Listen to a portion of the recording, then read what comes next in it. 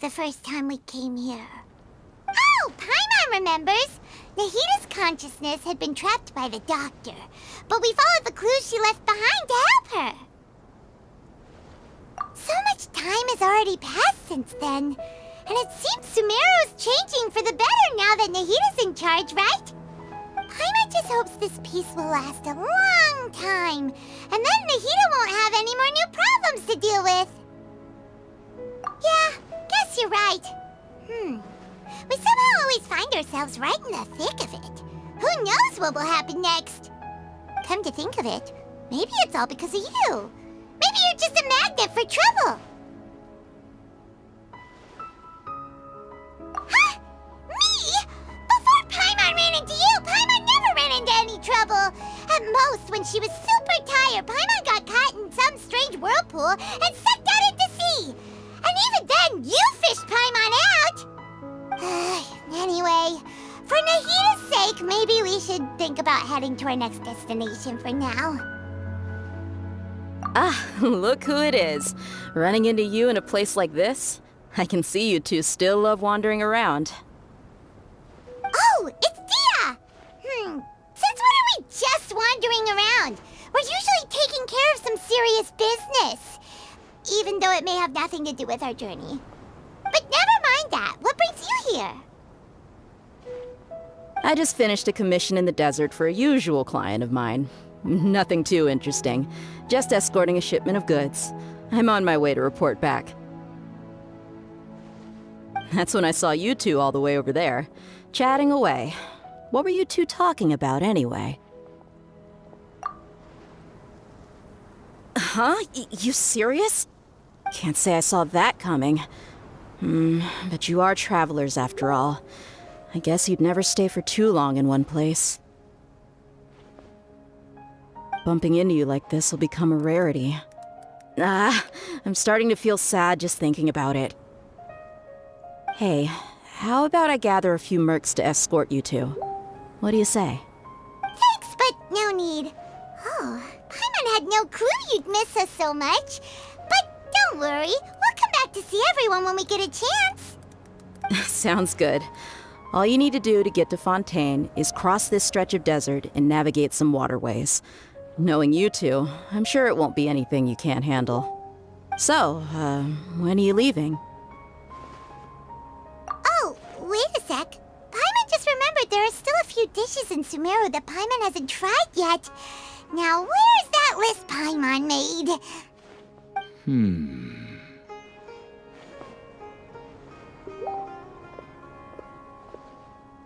I see. Guess you won't be needing a going-away party or anything. It's sad enough to see you go like this. Though, now that I think about it, Sumeru wouldn't be what it is today without you. Seems true heroes always prefer leaving quietly. By the way, should we go say bye to Nahita? Oh, good point. Then there's no need to bother her in the real world. Then, I guess this is goodbye for now, Traveler and Paimon. Whether as a client or a friend, you're always welcome to come find me. Goodbye, Dia. Bye-bye, Sumeru.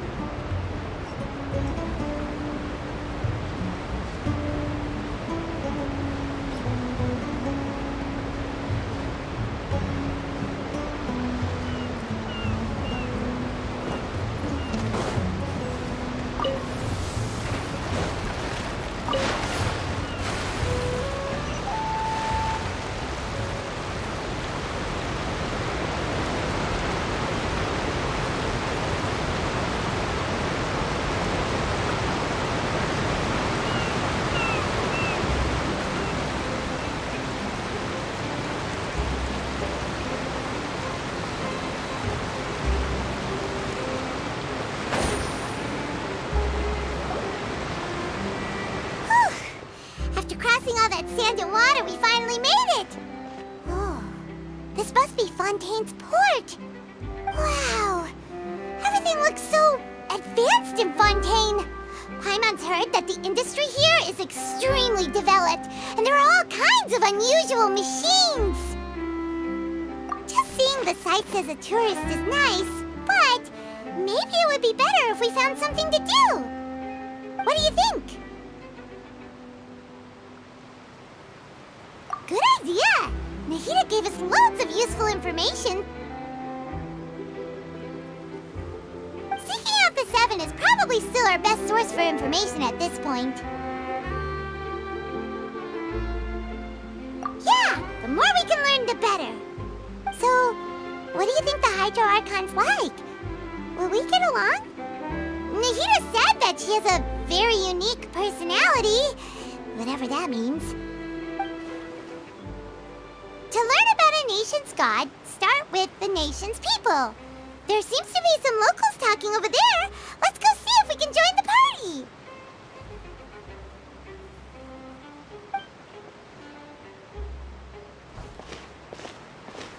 party. If you ask me, it's a tragedy how things ended for him. Clearly, he was a pretty decent person. Yeah, I didn't expect that kind of ending for him. I thought he would at least fight on a little longer for his family. I was expecting a sudden plot twist, but it's a pity that it never happened. Still, his story is quite the tearjerker.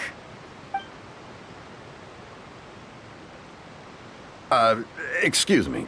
Can I help you two? I couldn't help but notice you standing here listening. Hi. We're travelers new to Fontaine, and we had something we wanted to ask, but you seemed to be really busy talking about some kind of play, so we didn't want to interrupt. Play? Oh, no. We're talking about something that really happened. In fact, it's a case that was just heard a few days ago. Really?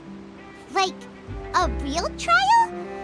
But the way you were talking about it and the words you used just now made it sound like some kind of story. Well, good tales are often based on true stories, aren't they?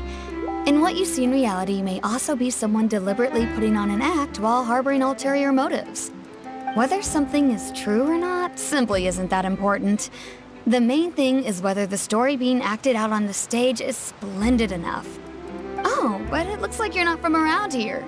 You probably don't know that the Fontaine Court of Justice is called the Opera Epiclese, or more commonly known as just the Opera House. But, shouldn't court cases be treated a little more seriously than that? Not to question Fontaine's way of doing things, it's just that putting someone on trial is usually a very serious thing. No worries. Other visitors to Fontaine have wondered the same thing. You could say that we just don't want to waste the moving stories behind those cases.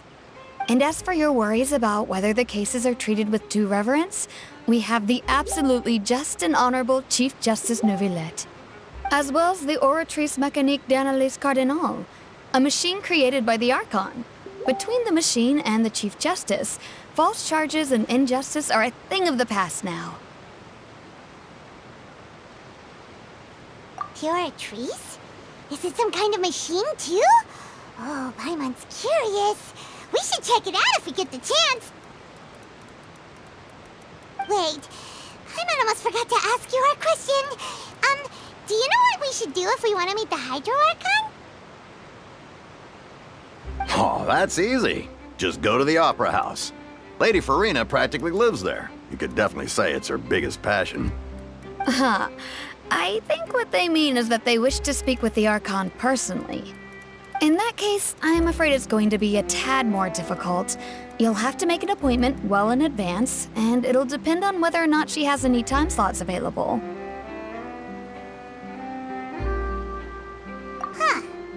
Is the Hydro Archon super busy taking care of official stuff? Wait, didn't you say that she's always at the Opera House? No. Lady Farina seldom takes an interest with the nation's affairs. The reason it's difficult to make an appointment is simply because she's incredibly popular. That's right. After all, she is the Archon. Though she may tend to get a little dramatic from time to time, people can't get enough of her. Huh. First time Paimon's ever heard of an Archon being described that way before. Wait! Paimon gets now! The Hydro Archon is kinda like a big celebrity here, right? Yeah, I suppose you could say that. Perhaps you could even say our mascot. Hang on. This is still Fontaine's Archon you're talking about. You should show some more respect. Yes, you're right. I guess I should at least try to be a little more respectful in front of visitors. Otherwise, I might get arrested and find myself face to face with Monsieur Neuvillette. Come on. Sure, there's a lot of laws here, but nobody's going to be arrested for saying something disrespectful about the Hydro Archon. Alright, I think we get it. Thank you! At least we now know that we can find the Hydro Archon at the Opera House. But who knows how long making an appointment will take? Guess we could have a look around the city in the meantime. Hey! What are you looking over there for?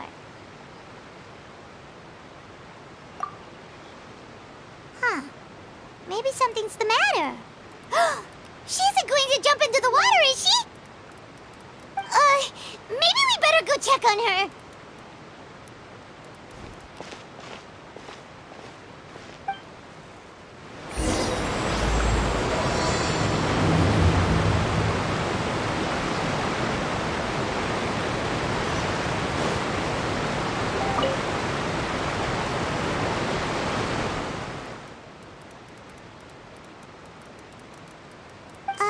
Hello there. Excuse me. Are you alright? Huh? I'm fine. Thanks. Oh, okay then. We just noticed that you seem to be worried about something. About many things, actually. But there's nothing I can do but just keep my troubles to myself. I was just reminiscing about a place my brother and I would play when we were kids. It was just atop that hill over there. See? You're pointing at the sea. Wait, are you saying that you and your brother lived in the water?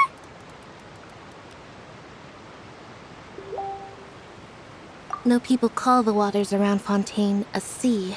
It's actually just an inland lake that's filled with fresh water.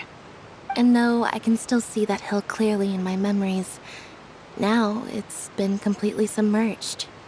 He would skip and jump, tossing sand in the wind. The sun shone brightly, and the air was filled with the scent of the sea. But now, the water is gradually swallowing our memories. It won't be long before it swallows us. Sorry. Paimon doesn't really get what you mean. I don't believe we've had the pleasure of meeting. Are you Lynette's new friends? Oh, and you are? Thanks for looking after my sister. She often comes here to reminisce about our childhood, that's all. There's no need for any concern. Allow me to introduce myself. I'm Linny, and this is my sister Lynette. If I had to guess, I'd say you must be travelers from abroad. Nice to meet you. Paimon is Paimon, and this is the Traveler. We just arrived in Fontaine. We were just talking with your sister. Even though we didn't really get what she was saying. I see. It's unusual for Lynette to be so willing to talk with anyone. In fact, she seldom speaks at all. I'm usually the only one she ever talks to. Oh, really? Then you two are just like us. Paimon's always the one talking for some reason.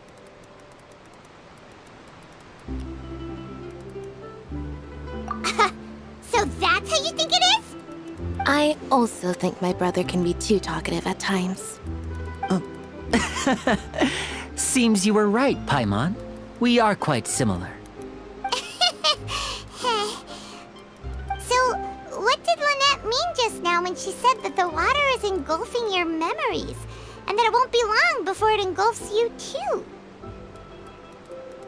Oh, that. It's from a prophecy that's been circulating in Fontaine for some time now. Well, I suppose prophecy isn't exactly the right word, because that implies a certain amount of uncertainty. There's no doubt about what's happening in Fontaine now. Where to begin?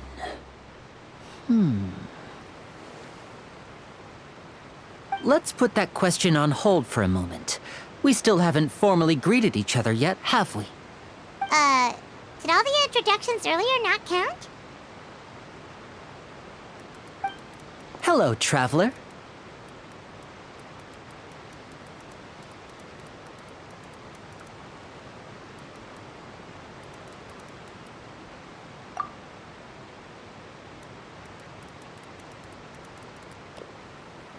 And hello, Paimon. Hey! Why didn't Paimon get a handshake? Please, don't take offense.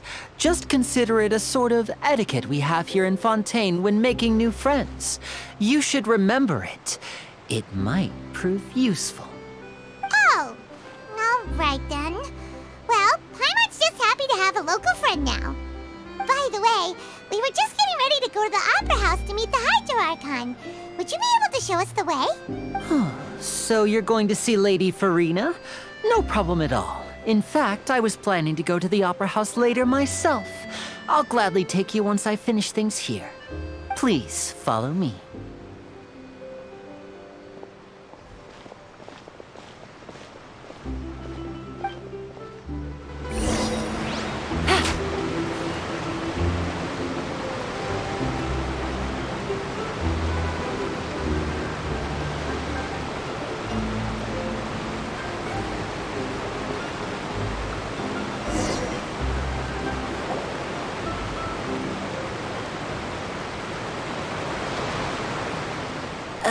You said you were going to see Lady Farina? Well, it seems Lady Farina has come to see you.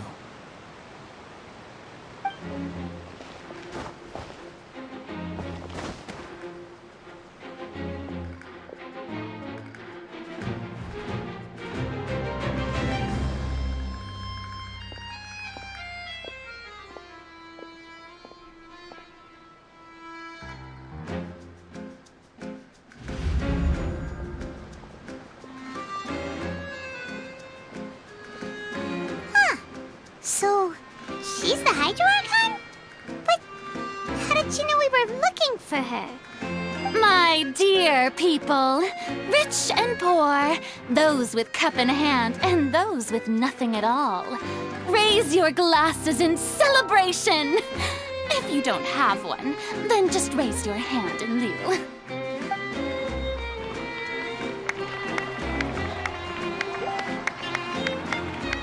As you can all see, two unfamiliar travelers have arrived in our nation. Come, let us make a toast in honor of this traveler and his companion, who have journeyed here from distant lands.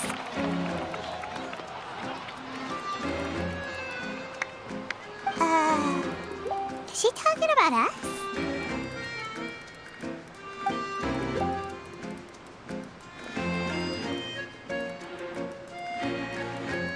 I've long heard of the turmoil and chaos you've left in your wake as you visited other nations, but I welcome you nevertheless. No, I have come to receive you personally. Fear is for insignificant cowards. I am a god, and I will never entertain the notion of such meaningless wariness. You can be rest assured, I see clearly your sincerity. Of course, seeking an audience with me is the most sensible thing to do. It will allow you to truly behold my power and witness my authority. Intelligent people always gather under the correct banner. I, Focalor, hereby welcome you to the nation of Hydro and acknowledge the value and significance of your trip. Now, you may rejoice in this.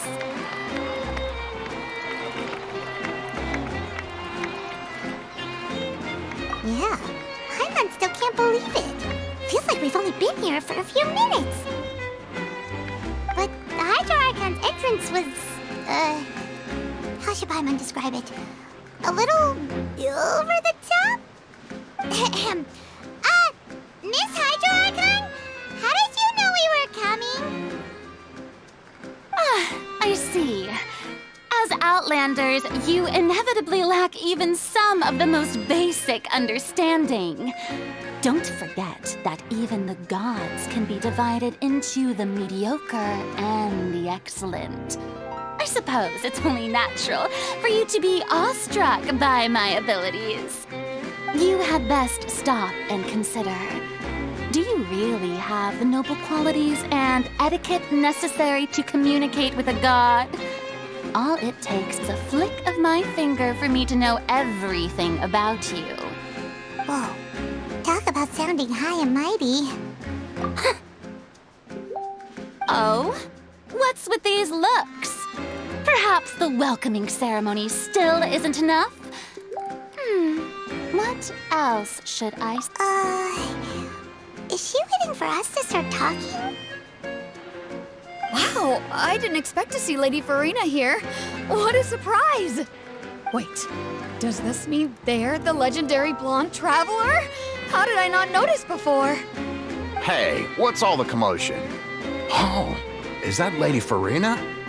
Is there some kind of drama going on? Of course! That's the blonde traveler, the one all those stories are about. Lady Farina came here to personally see him. Oh, I bet this is going to be the duel of the century. Ooh, I've got to see this. I knew Lady Farina would never disappoint.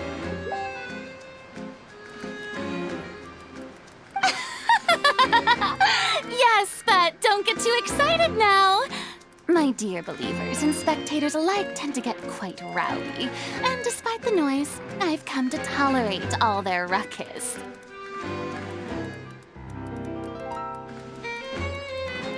You may consider this my reward to all of you. I have determined that there will be an epic duel between myself and this traveler from another land, just as you were hoping to see. Now she wants to fight? Aren't we getting a little ahead of ourselves?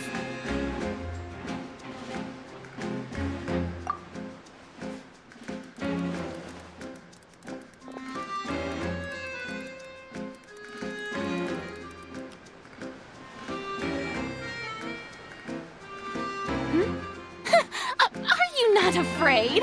Might I remind you that this is a duel against the divine?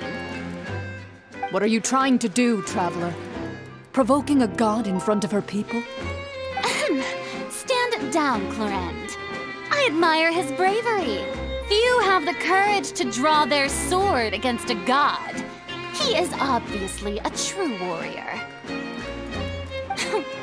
Unfortunately, people nowadays only crave to be thrilled, and a mere duel will not slake their thirst for excitement. Oh, yeah, she's right. Just a duel wouldn't be all that interesting. On Araneus, criminals are always requesting duels to defend their honor. You're getting a bit old, to tell the truth. You see. Then, as the god of justice, I shall face this traveler in another kind of duel. A duel in court! All right! Now that'll be worth seeing! Right. This is Fontaine, after all.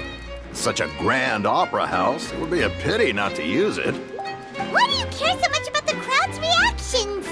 Seems you've spent a little too much time in the opera house. Besides, how exactly do you plan to have a duel in court? You mean you're going to put us on trial? Oh, we have reason to put you on trial. It's obvious, isn't it? According to Fontaine law, no one is permitted to release any flying objects within Fontaine city limits during the first 3 days of each month. You are clearly guilty of violating this law, no? So that's what they've done wrong. That's our Lady Farina. No one knows the laws of Fontaine like she does. You call that obvious? What kind of law is that? Wait, flying object? You mean Paimon?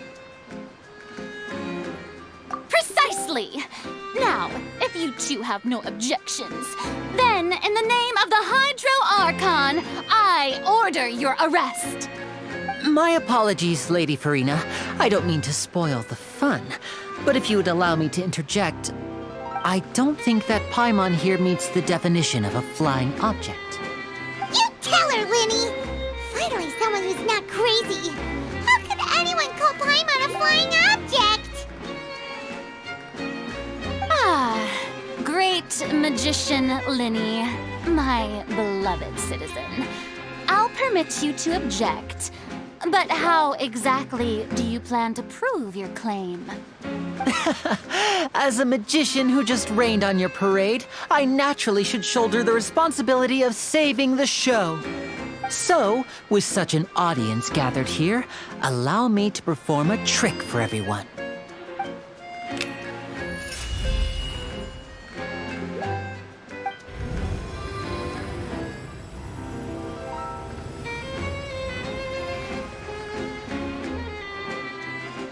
Ta-da! What's that on Paimon's back? Hey, when did you do that?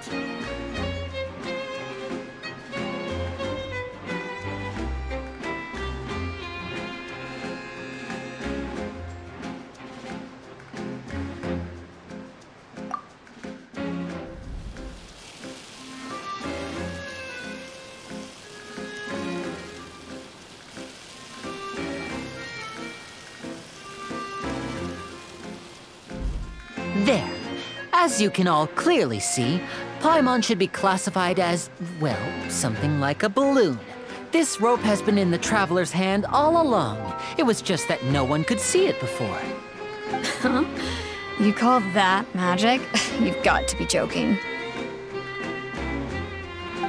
I thought it was pretty good. Nice one. Huh. I'm not sure what to think. It seems Lady Farina's charges no longer hold water.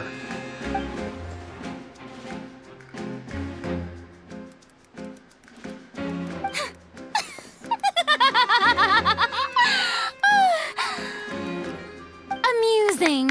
Very amusing, Linny. Just the sort of unexpected twist that I enjoy. With you here, today's performance can finally be called complete. Performance? You see all this as a performance? In which case, consider the matter of your trial resolved. The god of justice will not bring charges against an innocent person. But when there are valid grounds, I will not only judge travelers from abroad, but even the gods of other lands. I look forward to seeing your upcoming performance at the Opera House, Mr. Linny and Miss Lynette. That's enough for now. Toodaloo!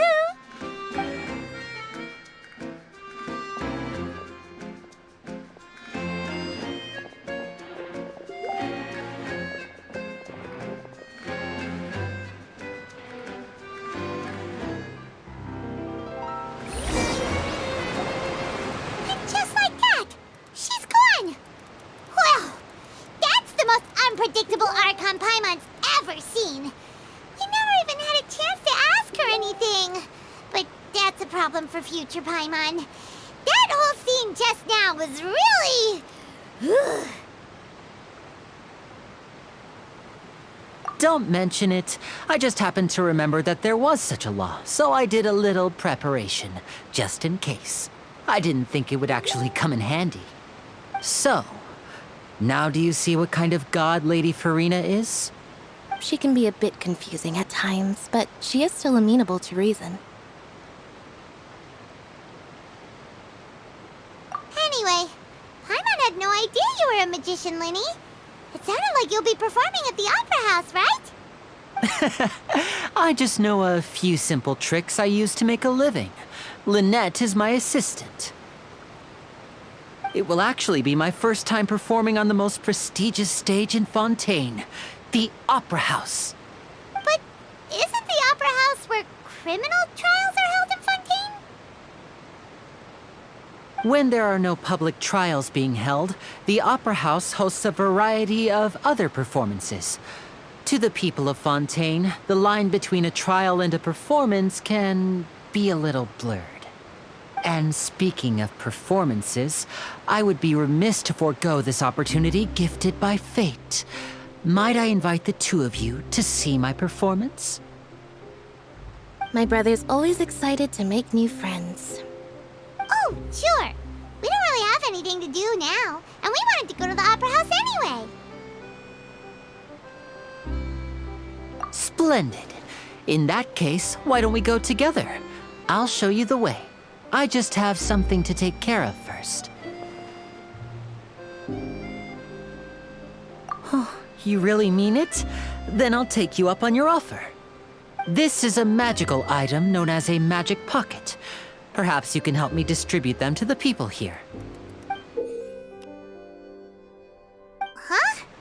What are they going to use it for? About that... You asked me before about the prophecy, right? Let me start by telling you a little more about what it entails. I'm not sure exactly when it began, but a prophecy has been circulating around Fontaine. It says that every person in Fontaine is born with sin. No matter how the nation of justice holds trial after trial, this sin cannot be absolved. Until one day, the water levels in Fontaine will rise, and the sinful people will slowly be drowned. In the end, the people will all be dissolved into the waters, and only the Hydro Archon will remain, weeping on her throne. Only then will the sins of the people of Fontaine be washed away. That sounds pretty gloomy. Why are people in Fontaine born with sin? What is that supposed to mean? There are lots of guesses. Some say that the ancestors of Fontaine stole the power of the seas and stirred its wrath. Others say that the people of Fontaine never heeded the first Hydro Archon's warnings and offended Celestia. But here in Fontaine, evidence is what matters. There hasn't been concrete evidence for any of these claims, so they can only be regarded as conjecture. If even the people in Fontaine don't know what sin they committed, wouldn't it be better just to ignore the prophecy completely? Why bother feeling guilty all the time? That's exactly what the people did at first. But in the last few years, the water levels in Fontaine have actually started rising.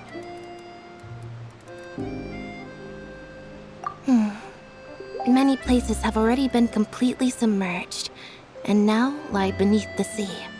Many people carry on with their lives as before and shrug it off as a natural phenomenon. But my family and I think that the people of Fontaine shouldn't ignore the possibility, which would end up sentencing them to death.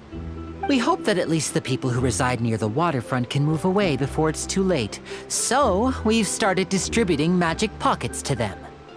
As a magical item, these magic pockets have astonishing capacity.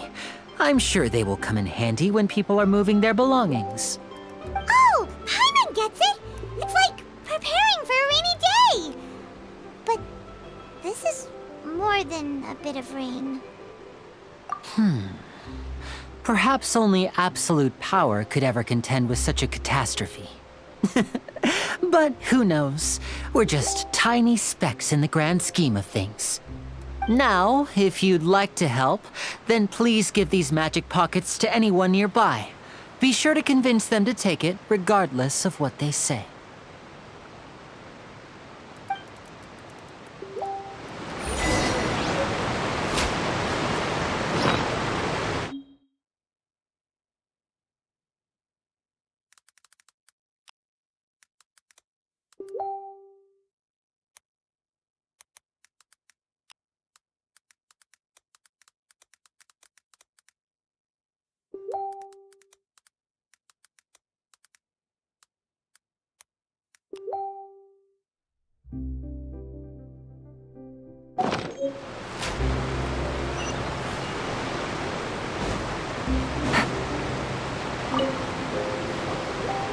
So you're the blonde traveler that everyone's been talking about.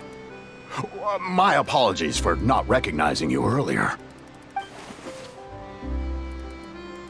Oh, a magic pocket? Seems you really thought of everything. I guess it's better to prepare for the worst and hope for the best. Thanks. Please, also thank the magician on my behalf when you get the chance.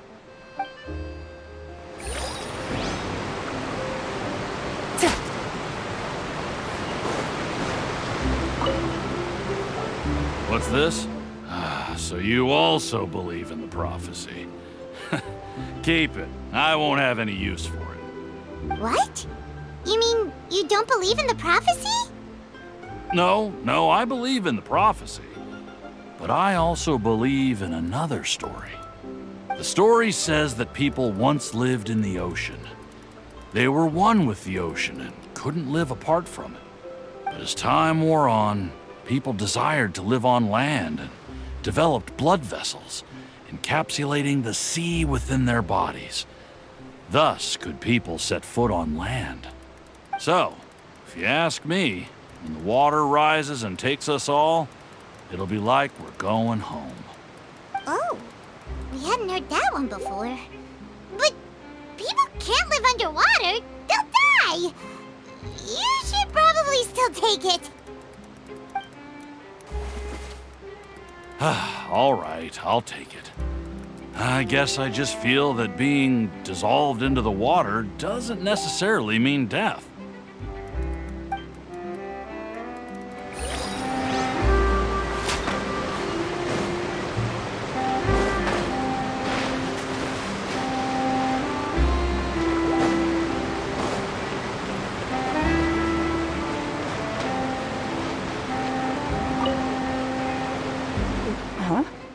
I don't want that thing.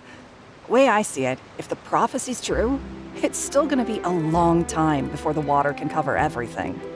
Life is all about living in the moment. What use is there in worrying about the future all the time? We'll cross that bridge when we get to it. You should still take it. You never know when it'll come in handy. Oh, all right, fine. Thanks.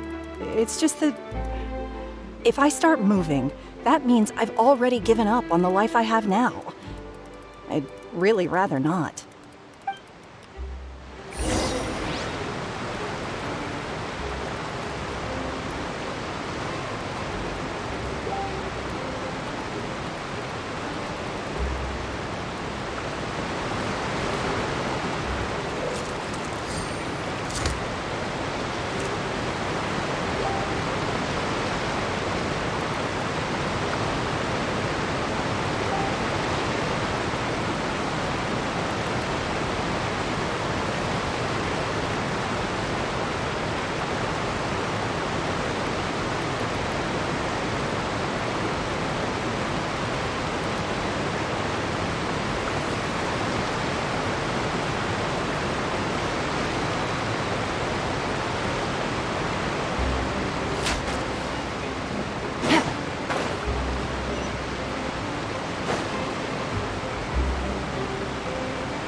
Oh, you already handed out all of the magic pockets? That was fast. So, what did people have to say? I bet you heard some, interesting opinions. Yes, but that will change once disaster strikes. I know they'll change their minds, so it's only right to help them prepare. Is there anything else you need to do before we leave? Yes, one last thing. I have the magic pockets made by a workshop in the court of Fontaine. Since we're out and about, I was thinking about bringing him some more materials. So, you want to collect materials? Just tell us what the materials look like and we'll help. Many hands make light work. Oh, that would be much appreciated. We'll need some Romaritime flowers. I remember seeing them near the waterfront on the east side of the harbor.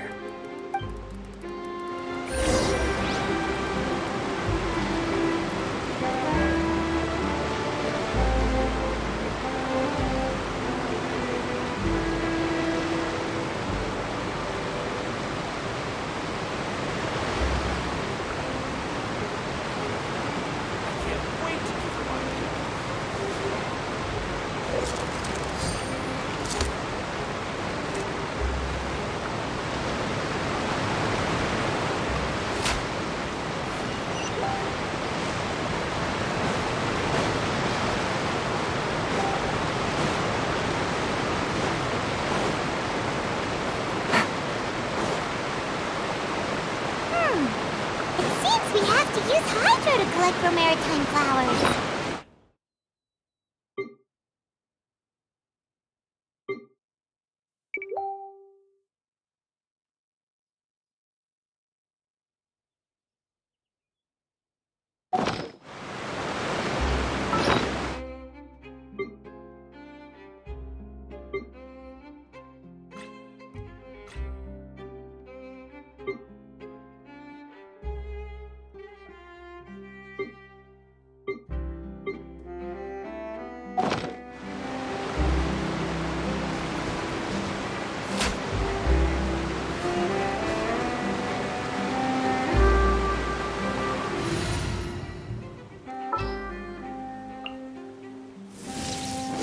Stay close and you will live.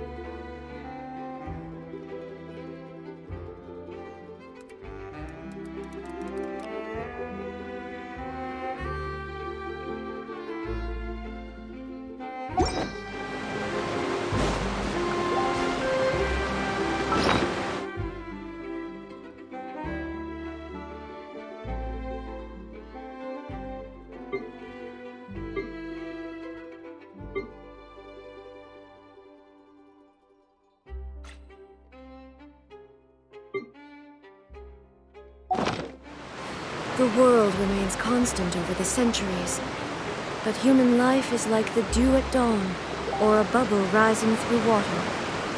Transitory.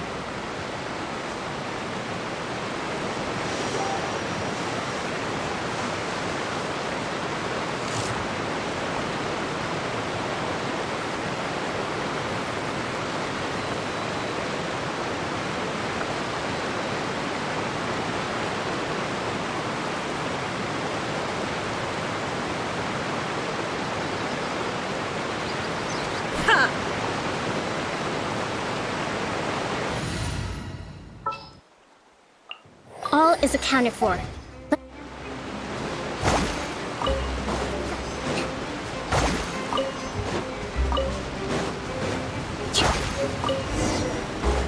Let's move out.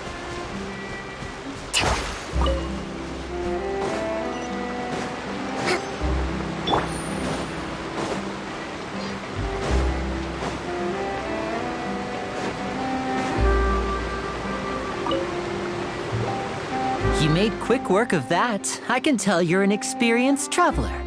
I've also finished collecting a few here.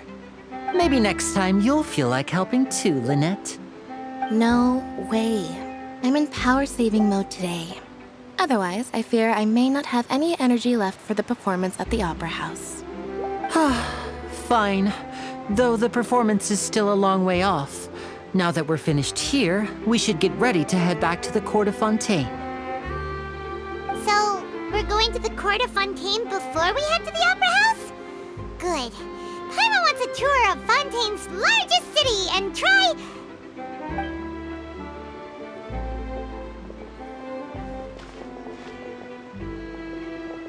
Wait, shh. Have you noticed that person over there? The young girl. Huh? What's wrong with her? Paimon didn't notice anything. She's obviously a thief. Magicians and thieves practice similar methods. We divert attention, and a distracted audience is one that won't discover what you're really doing. Watch her movements carefully.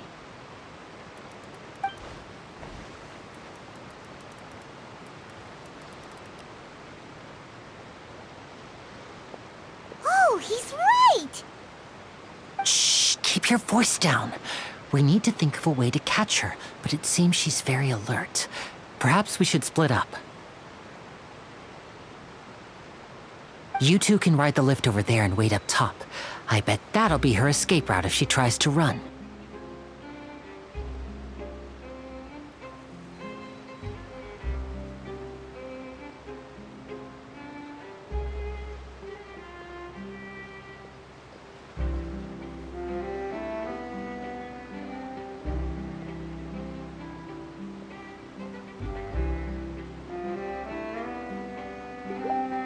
All right, let's go.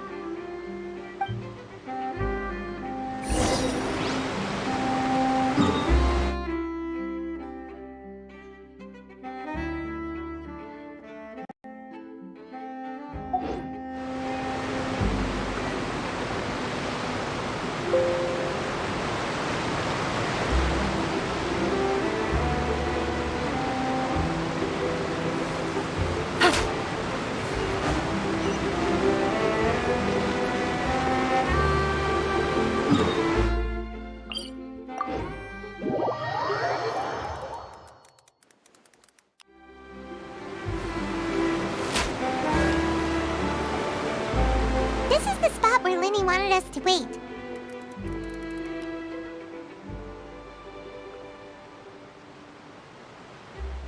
Oh, look! Isn't that her?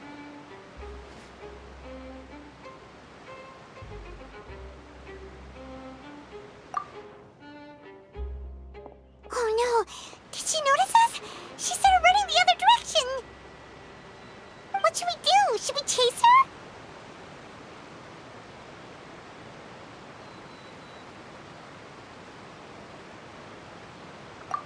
You're right. She might also be trying to lure us away.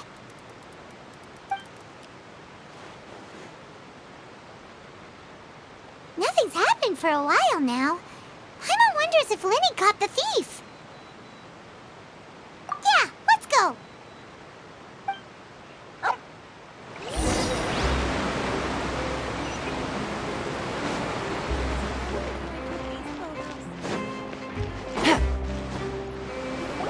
Are you sure that's all she took?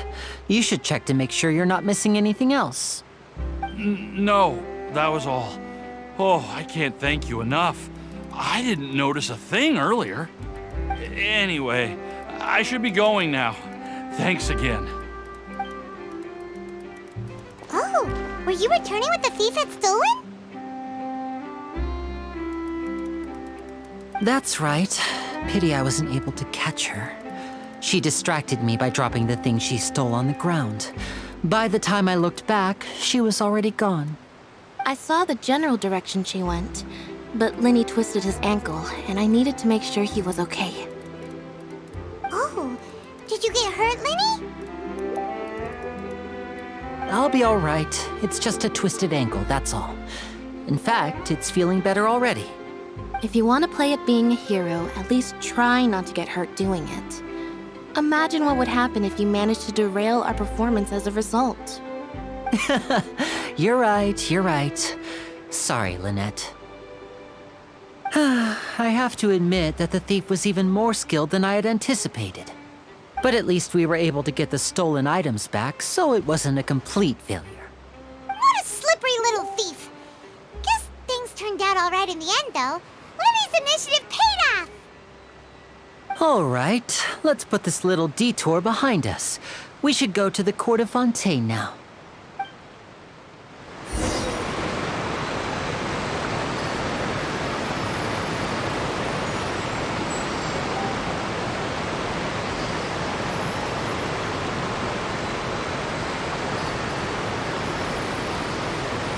I got a new letter from an informant. Looks like the situation has changed again.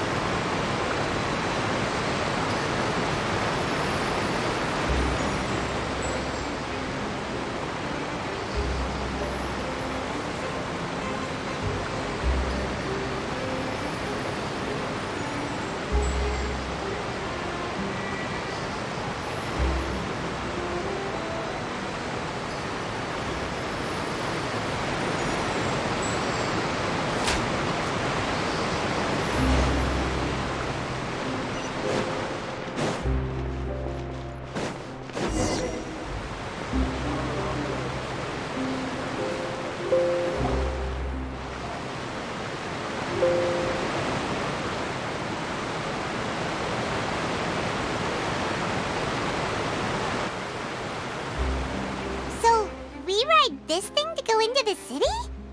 What an ingenious way to get around! People in Fontaine really know how to use water! This is an aqua bus. It allows people to travel between several key locations around Fontaine.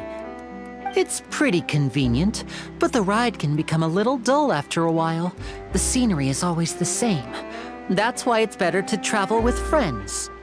So you mean it's still boring even when I'm riding with you? No, that's not what I meant. It's just that, well, you don't really talk that much. Besides, it doesn't really feel like a real trip when it's just the two of us. It's the same as being at home. Whatever. Guess that's what it's like to be an older brother.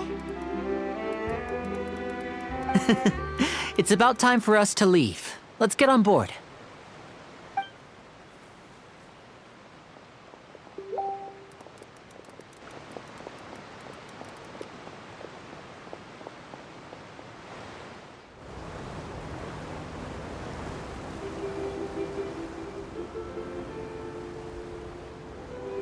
Huh? What? Traveler! Paimon! Charlotte! Oh, I never guessed I'd bump into you while riding the Aquabus. In the story of my life, this is big news. What are you doing in Fontaine? I didn't hear anything about you paying us a visit. Yeah, it's quite the coincidence. But as travelers, we're always on the move. It's not surprising that nobody knew we were coming. Though we still have no idea how the Hydro Archon knew about us. Oh, let Paimon introduce you to our new friends. Oh, no need for introductions, Paimon. I would recognize the great magician Linny and his assistant Lynette anywhere. I wouldn't be much of a reporter if I didn't know who they were. It's a pleasure to meet you. I'm Charlotte, a reporter for the Steambird. Nice to meet you. From the Steambird, huh? We've often relied on your paper to promote our performances. It's an honor to meet you. Now that everyone knows each other, Fontaine suddenly doesn't feel like such an unfamiliar place. So, what have you been up to lately, Charlotte? Any big news? Not too much. When there isn't any breaking news, I mainly cover the trials at the Opera House. You could still manage to keep readers' attention as long as you tell things from a clever enough angle, even if it's the same old topics. For example, reporting on how a scammer once deceived vulnerable girls into relationships, or how a financial criminal was once so poor that they ate a single piece of bread for 5 days.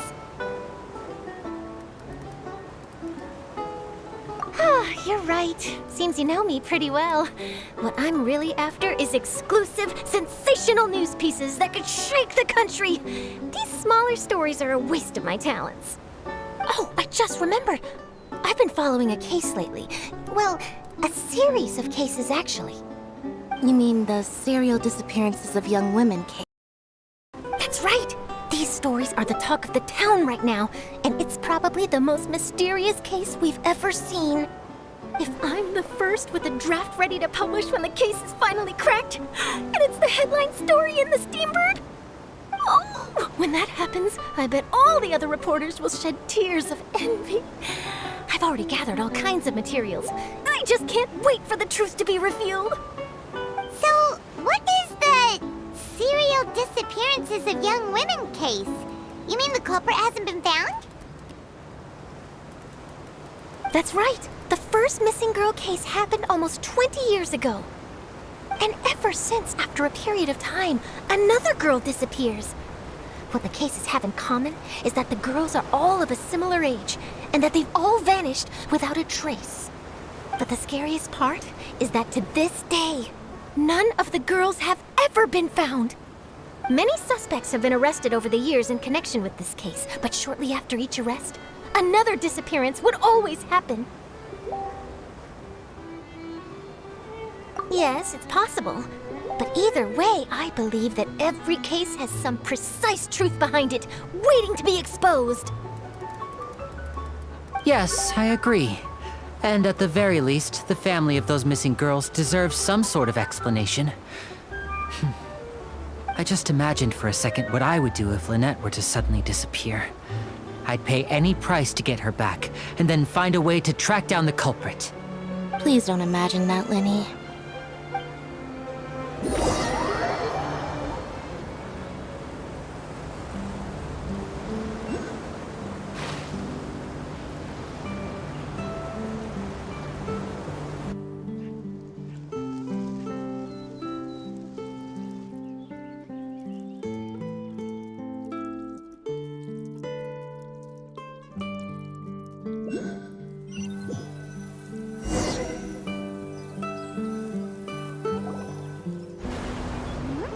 Hey, we're almost there! Look!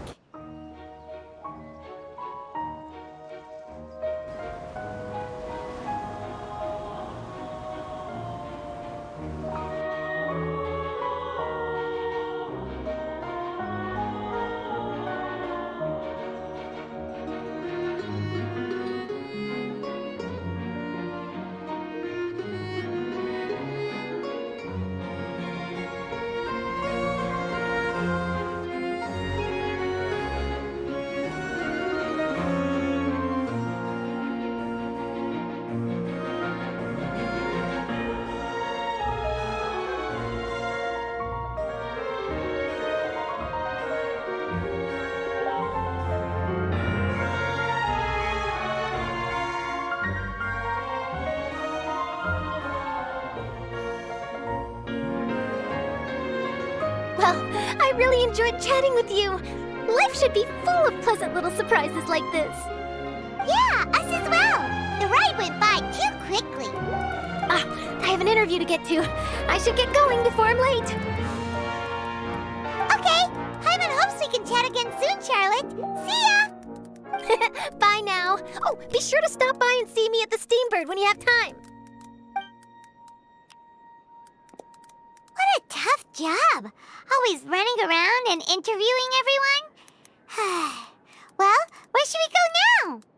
If you don't mind, how about we stop by my home first? Besides, I still have all the materials we collected. Sure, we wouldn't mind at all. This city is so huge, Paimon wouldn't know where to start anyway.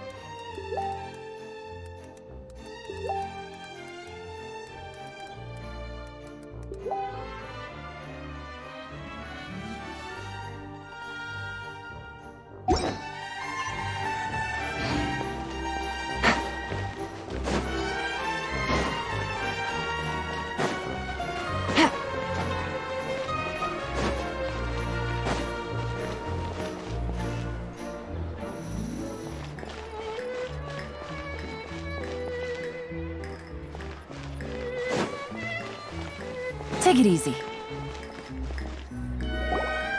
This is our current abode. Ah, Fremine, you're home. Where did everyone else go? I have some new friends that I would like to introduce. Oh, they all just went out a moment ago.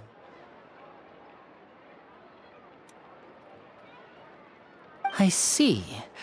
Everyone is getting busier now that Father will be returning soon. I suppose that can't be helped.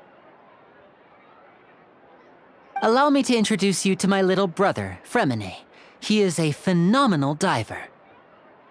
Hello. Nice to meet you. Paimon is Paimon, and this is the Traveler. Oh, Linny, could you come here for a moment? What is it, Fremine? Do you have something to tell me?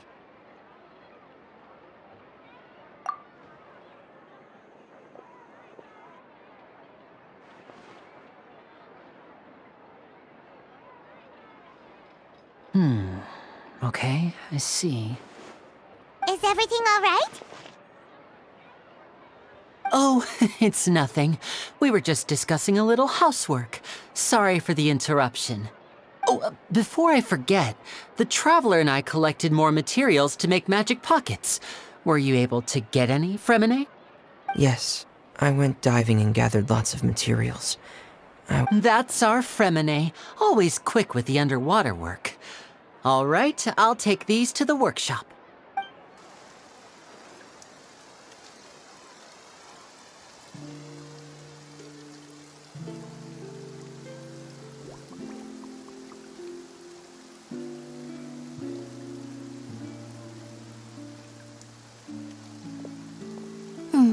Looks like rain. Oh, you're right. But wasn't it clear and sunny just a moment ago? Fontaine's weather sure is weird.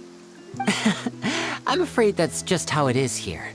It often rains on days where there are trials being held in the Opera House, but don't worry, it'll clear up soon enough. What's wrong, Fremine? There's a legend about the rain that I tend to believe. It's said that a dragon of water once resided in Fontaine. Though we don't know where the dragon went, every time it weeps, the skies will cloud up and pour out rain. When I was a child, my mother told me that if I wanted to go outside and play, I should yell toward the sky at the top of my lungs. Hydro Dragon! Hydro Dragon! Don't cry! If it's an elemental dragon, then having the power to make it rain wouldn't be very unusual. Let Paimon try something. Hydro Dragon, don't cry!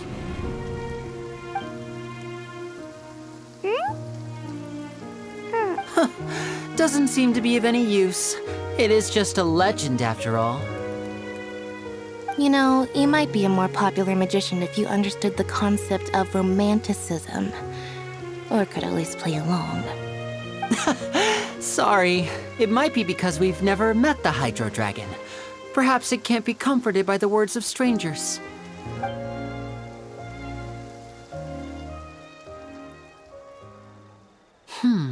It rained for longer than I suspected.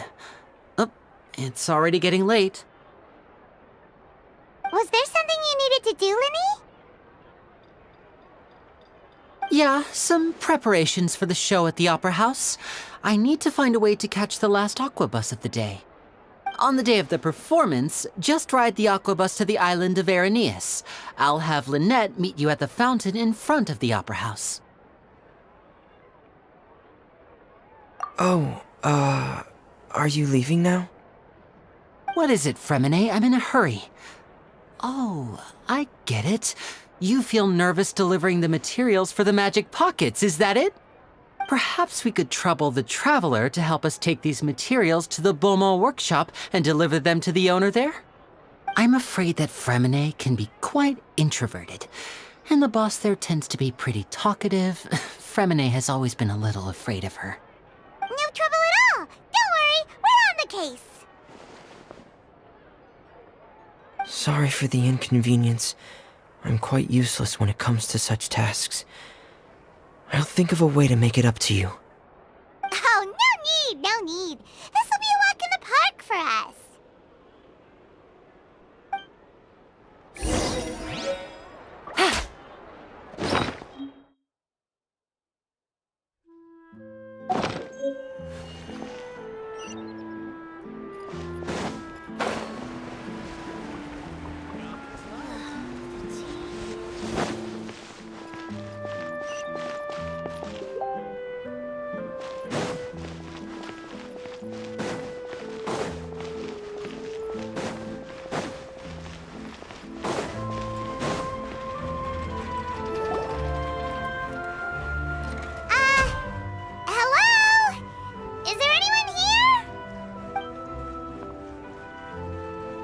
Oh, hello there.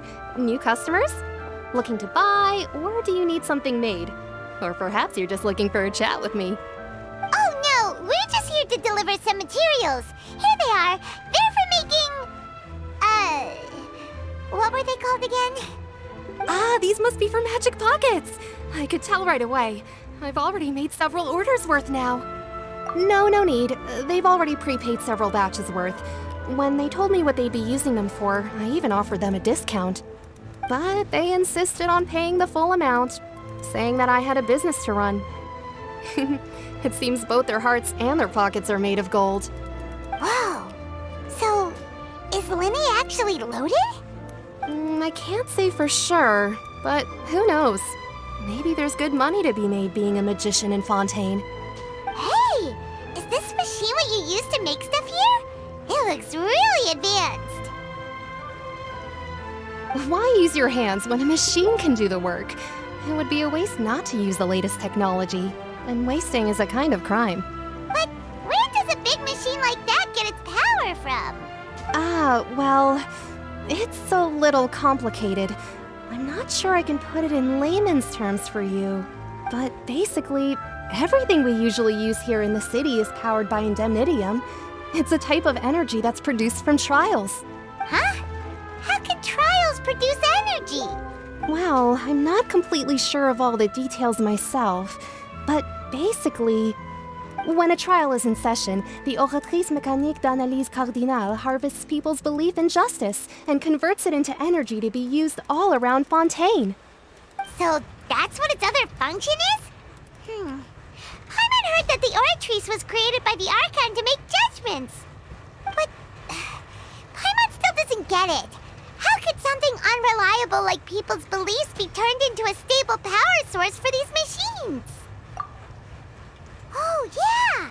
So that means the Hydro Archon relies on the machine to take the energy created by belief and turn it into power for all of Fontaine, right? Even though I've never heard anyone really put it that way before, it sounds like it makes sense. Besides indemnitium, we have another type of energy called pneumosia. It isn't produced by the power of the Archon, but it is unstable by nature. Even now, it still cannot be widely used by civilians.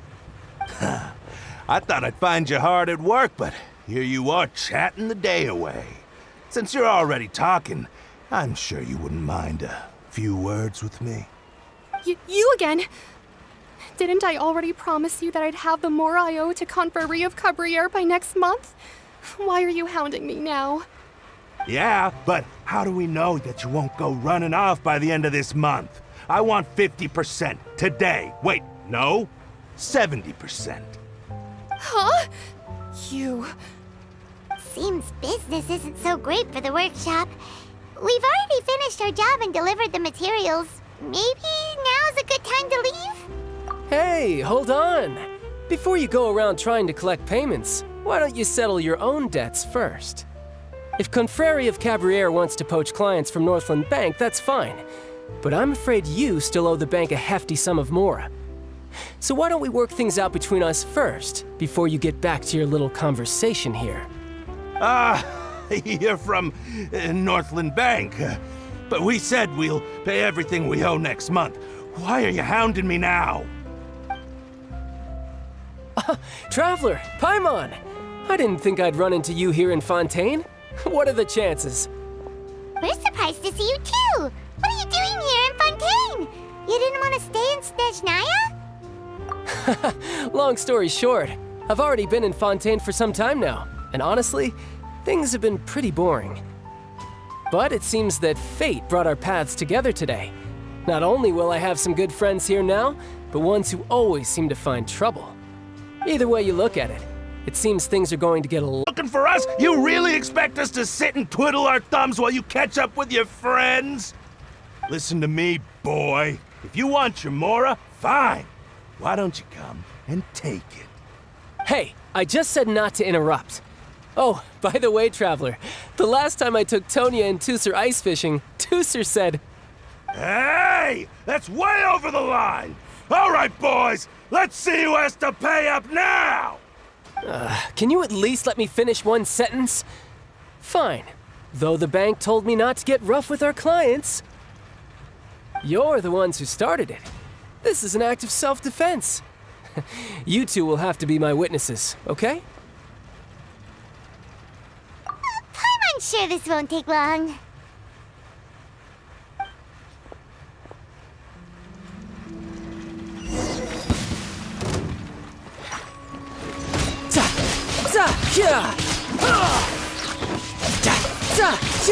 Shouldn't let your guard down.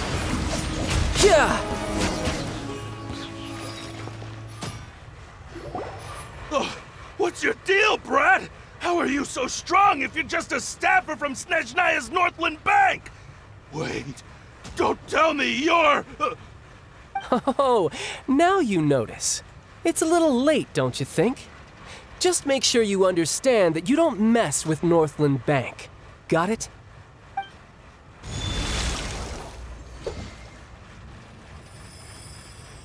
Huh? Ants.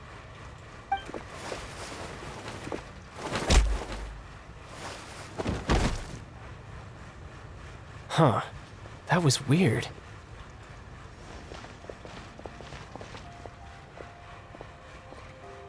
I'm not sure. It's as if I suddenly lost control of my hydro powers when I needed them. Maybe there's something wrong with my vision? Strange. How could that happen? First time Paimon's ever heard of someone losing control of their vision. Never mind. It doesn't matter. If I want to stay sharp, I shouldn't be relying too much on my vision anyway. Besides, I always have my delusion in case I need it. So what are you doing in Fontaine, child? And don't say it's work for Northland Bank. Well, I guess it's because I've been in a bad mood lately. Huh? What kind of reason is that? Wait, since when do you feel down about anything? I don't know. Maybe I still have a lot to learn about myself. But recently, there seems to be some sort of restless power stirring inside of me. And I don't know why, but every now and then I feel like I'm in a terrible mood. Maybe you losing control of your vision just now is connected with that power you're feeling inside.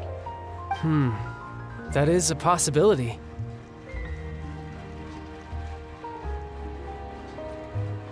I can't remember if I ever mentioned it before, but when I was 14, I fell into some unknown abyss. It was during that time I learned nearly all of my abilities.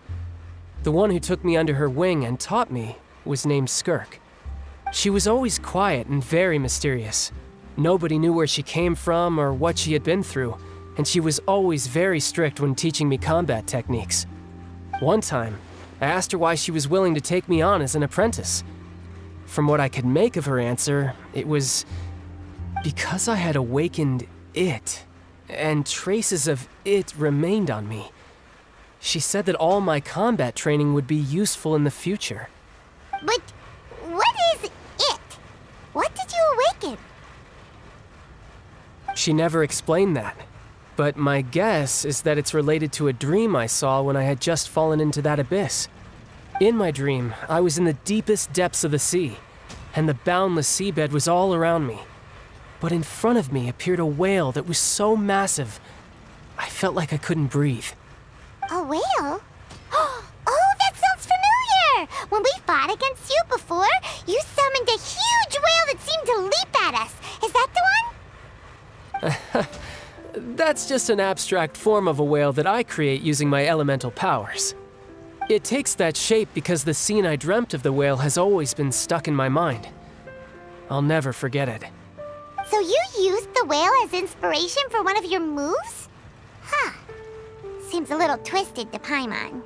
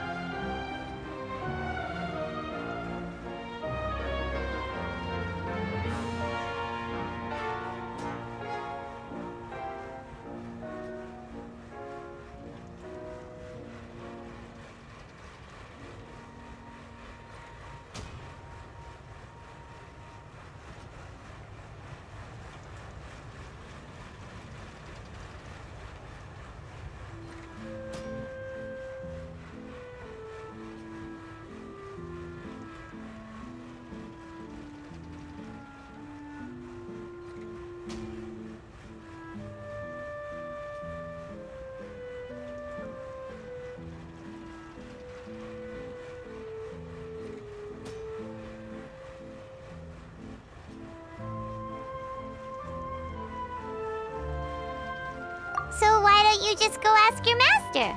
Maybe she knows the answer. You make it sound so easy. Ever since the incident I experienced there, I've never stopped searching for Master Skirk and that unknown abyss. But it's been years now, and I've still found nothing. There isn't even a trace of the place where I remember falling into the abyss. Oh, it sounds like some kind of ghost story. Yeah, I'm out of leads at this point, but there's nothing more I can do. It seems that strange encounters in this world tend to be elusive like that. Oh, seems the time really flies when I'm talking with you. I just remembered I have somewhere else I need to be, so I should get going. What? More work for the Northland Bank? No, it's more of a personal appointment.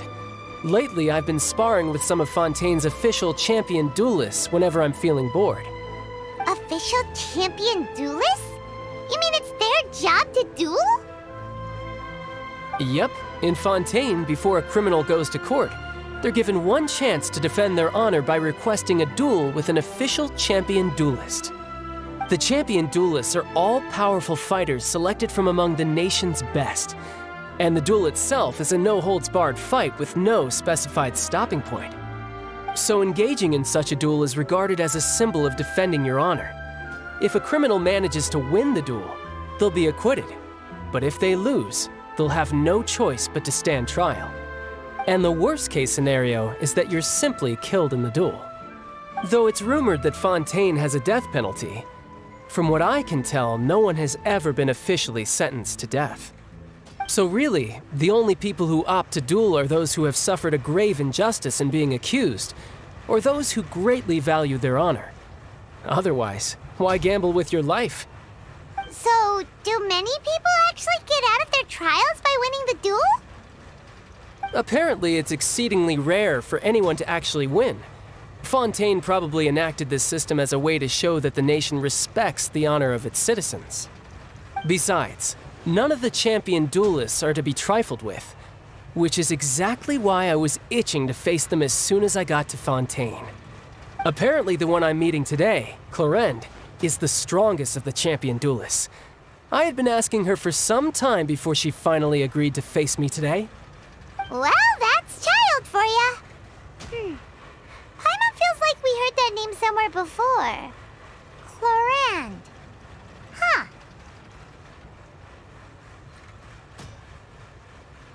Oh, before I forget, I want you to have this. Huh? Your vision? You're seriously just giving it away? I'm just worried that it could become uncontrollable again. I'd be pretty upset if it got in the way of my duel, so I think I'll be better off without it for now. Besides, I just need you to hold on to it later. Paimon knows what you're up to. You just want an excuse to come talk to us again, don't you? Whatever gave you that idea? I'll be in touch later.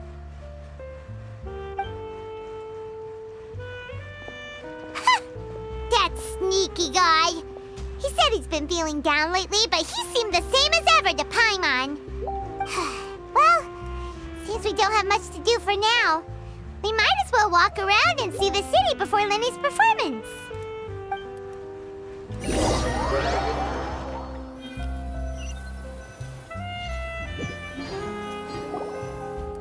Wow!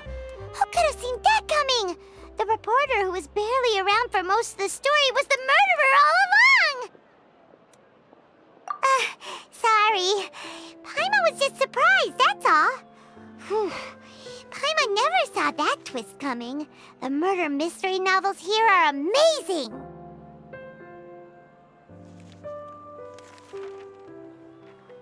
The whodunits here in Fontaine are a lot different than the light novels you see from Yai Publishing House. Both have their merits, but Paimon thinks this style of novels are more, well, novel. It's so exciting to reach the moment when the mystery is uncovered, especially in the one Paimon was just reading. You should buy a copy and read it too. Oh, sorry about that. Paimon will be more careful next time. Hey, shouldn't we be heading to the Opera House to see Linny's performance soon? It's almost time for the show to start, so we should get going. Linny said that the Opera House is on Aranias, so let's go ride the Aquabus!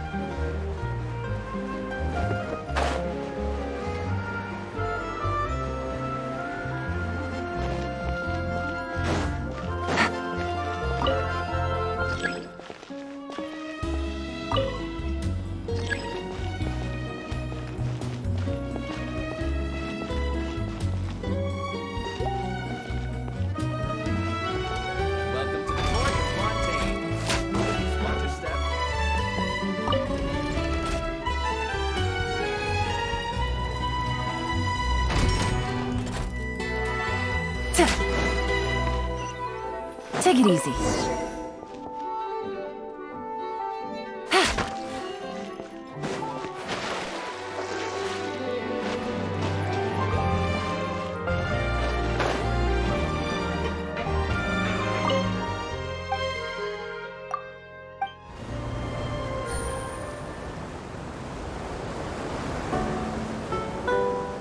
Welcome to the Navia line. I am Elthan. The boat will be departing imminently. Please do not stick your head, hands, or other body parts outside the boat. The Aquabus operator is not responsible for any accidents or injuries resulting from doing so. Also, please remember to buy the Steambird, though I don't read it myself. The destination of the current tour is Aranias. Points of interest worth visiting include the Fountain of Lucine and the Opera Epiclese. If you look to the left in the direction we are currently traveling, you will see the famous Fontaine Research Institute up in the sky. An experiment gone wrong turned new sightseeing opportunity. Human ingenuity truly is a wondrous thing.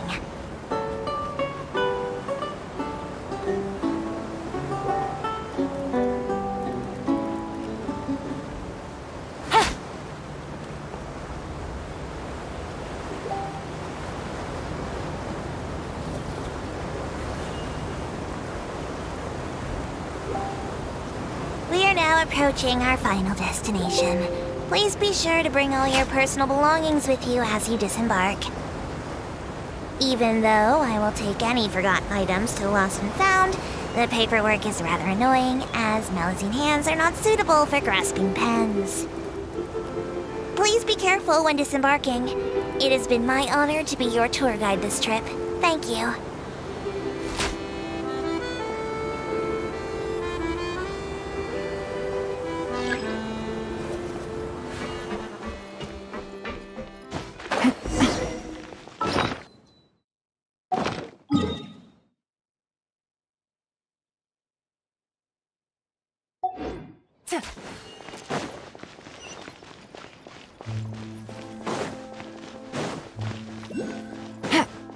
Take it easy.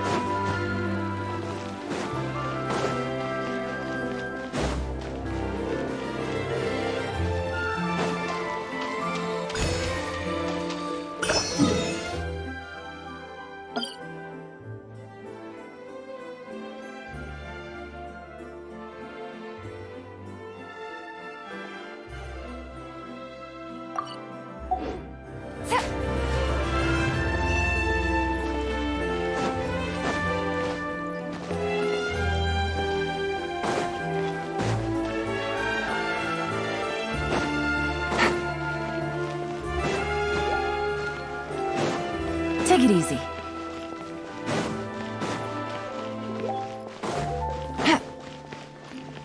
Take it easy.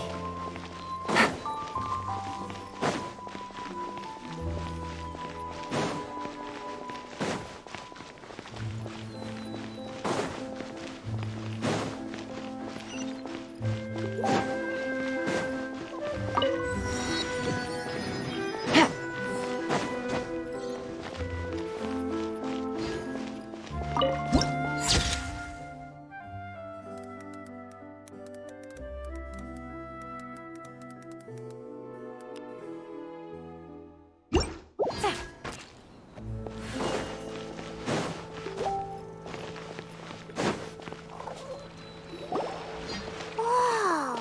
Now this is fancy! The Opera Epiclese. What a place to hold a performance! No wonder Linny and Lynette were looking forward to it. Huh. Looks like there's a lot of people standing around the fountain up ahead. Oh, Archon, please bless us with a bright and healthy child. We pray. I don't know why you always feel the need to ask so much. I'll be happy as long as our child is healthy and lives a peaceful life. I guess if they're our kid, then there's no doubt they'll turn out smart.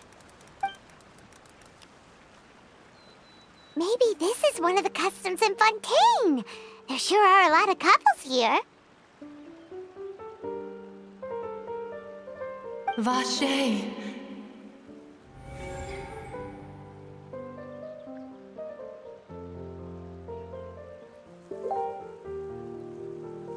What's wrong? Vache. Vache.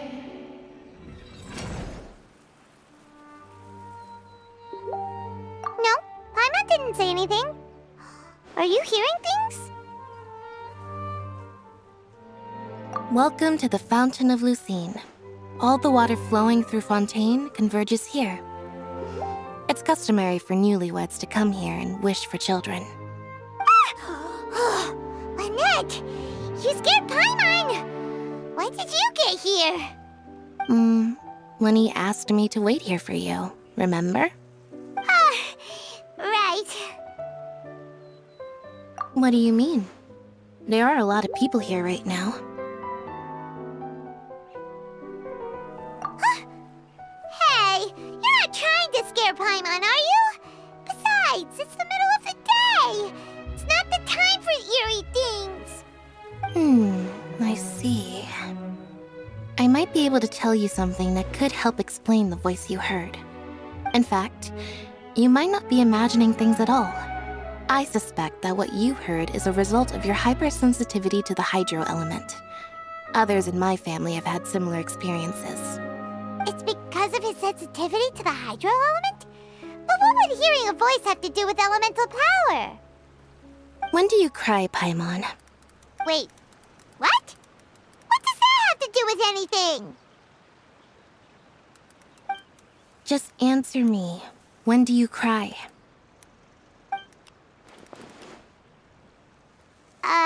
When Paimon's really sad? Oh, and when Paimon's super happy. Oh, and also when Paimon's really, really scared. Then you should understand that tears contain your most intense emotions. Like I just mentioned, the Fountain of Lucine is where all the flowing water in Fontaine converges. Even the tears that fall to the ground will eventually gather here. So maybe what you heard was the intense emotion coming from someone's tears. So, what did the voice say?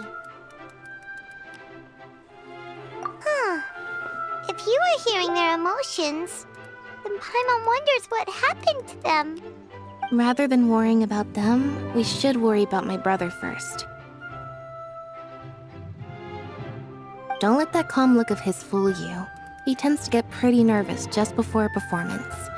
So chatting with Linny might help him relax a little before he goes on stage. Oh, right. That makes sense. Let's go in and see Linny.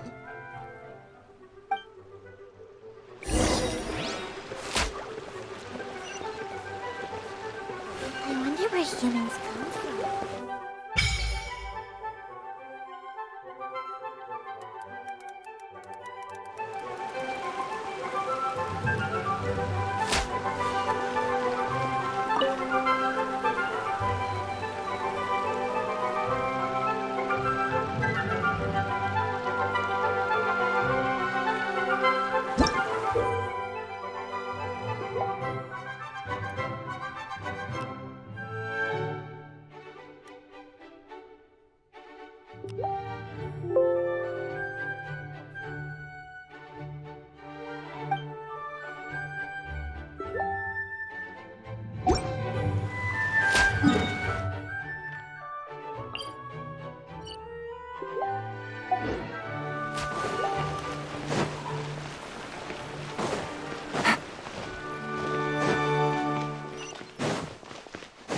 Welcome to the Opera Epicles.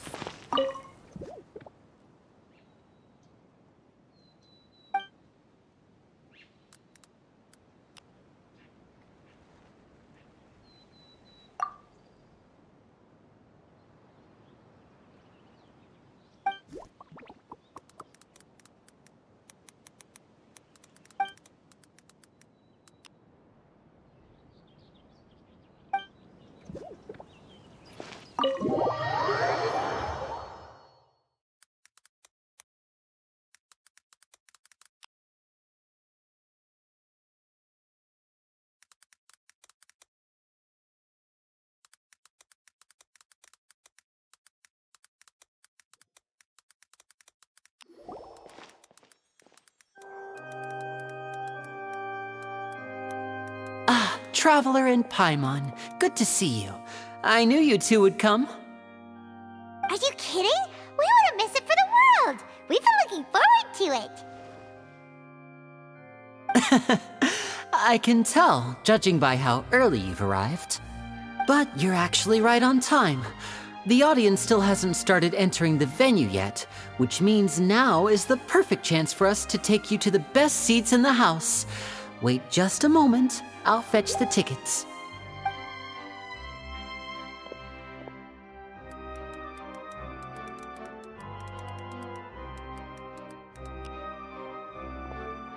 The Opera House has assigned seating, so you always have to make reservations.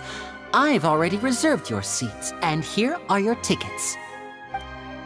Ooh, front row seats! Thanks, Linny! Don't mention it. There's no need to keep thanking me. Hey, Linny! Could you come over here and take a look at this? Oh, I'll be right there. Seems there's an issue with the stage props over there. That's Cal, my assistant, calling me. I'll go lend him a hand. Yeah, we'll just go to our seats. You go ahead, Linny.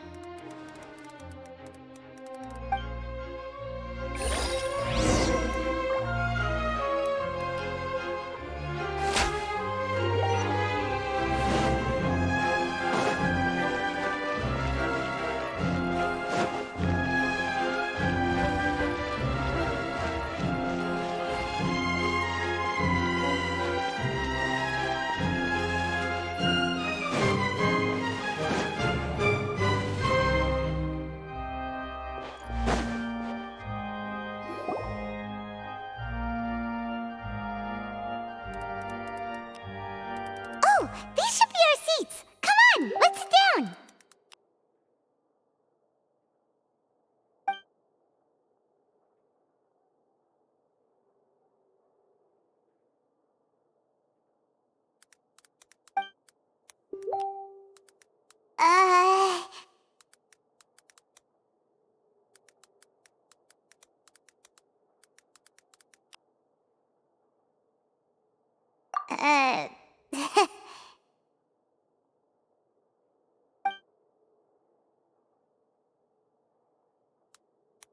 Hey, Traveler. Maybe we should strike up a conversation with the person next to us. Since we're sitting together and the rest of the place is practically empty still, it's kinda awkward if we don't say anything. Ah, you little... Of course you put this on Paimon. Excuse me, I did not realize you felt awkward. I am terribly sorry. I would be perfectly happy to chat with you if that is what you would like. Oh, so you heard all of that, did ya? Boy, you sure have good ears. Paimon thought she was keeping her voice down. Wait, that's not it, Paimon's... Sorry, Paimon's the one who was being rude, talking under her breath like that.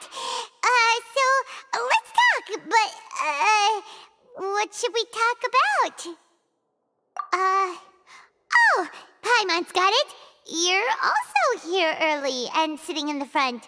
Are you a friend of Linny's too? A friend, you say?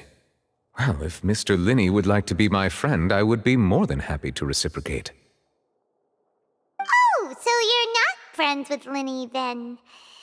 Oh, this is getting more awkward by the second.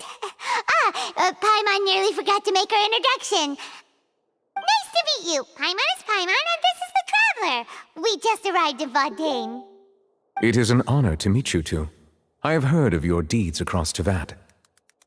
And as required by proper etiquette, I will also introduce myself. I am... Oh, Monsieur Nervillet. What an honor it is to have you here to see my show. Ah, Mr. Linney. I should say it is in fact an honor for me to see your performance in person. Wait, Nervillet? Could he be... I saw you all chatting just now, but it seems you still don't know who Monsieur Nervillet is. Allow me to introduce you to Fontaine's Chief Justice. That seat is always reserved for him. It wouldn't be too much to say that he's the symbol of justice and honesty here in Fontaine. Whoa! Sorry for being so rude just now. Paimon had no idea you were such an important person. No offense taken. Being Chief Justice is merely what I do for work. Nearly every person has their usual reserved seat, so I'm not so special, really. And by the way, I should probably let you know, even though I would prefer not to, there's someone sitting up there in the VIP seats that has been striking a pose for quite a while now. I believe she is trying to give you a most elegant and impressive first impression. So I think you should take notice of her sooner rather than later, otherwise she may become flustered.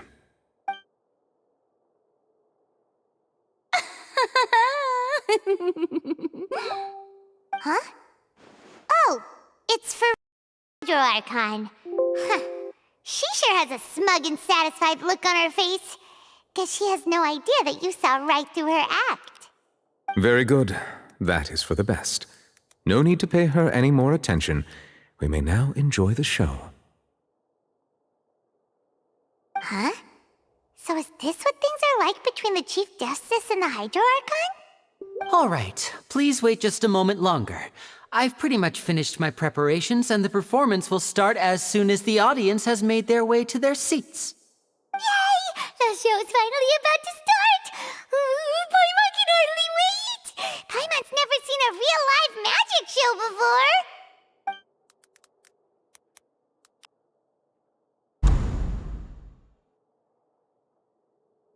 Ooh! They're dimming the lights! The show must be starting!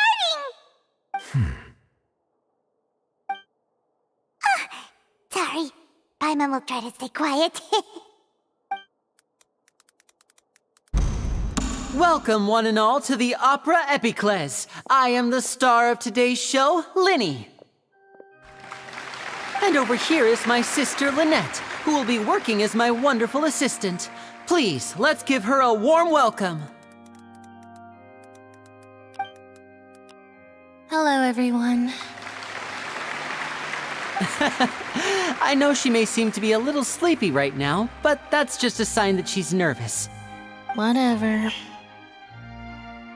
Now, some of you may be thinking, two vision holders who can freely manipulate elemental powers performing magic is not true magic at all. So, I would like to take a moment to assure you that elemental powers will have nothing to do with what you will witness on the stage today.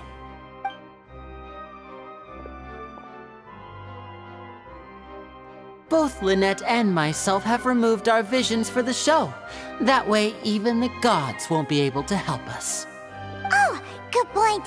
That's what makes the show real magic. Now, without further ado, let the show begin. Lynette will now exit the stage to make some preparations. I know you might miss her, but don't worry. She'll be coming right back on stage momentarily. Perhaps in an unexpected way. I'm sure she'll be stealing the spotlight soon enough. Oh, and before I forget, there's one more thing I should say. You never know what can happen in the blink of an eye.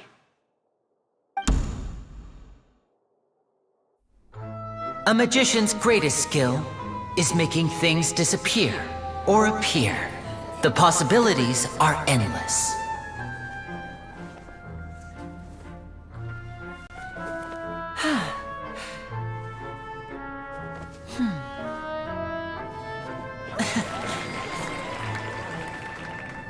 Huh?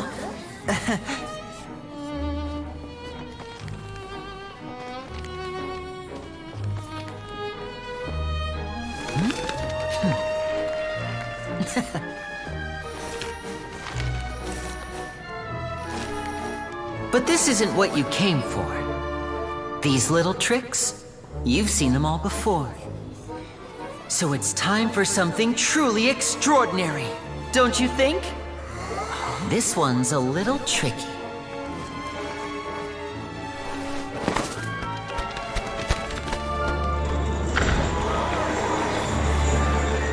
Using this water tank, I shall make my sister vanish completely, right before your very eyes.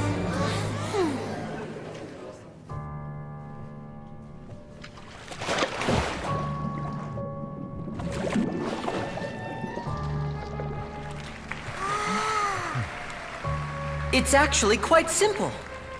She'll just turn into air bubbles and float right out of the top.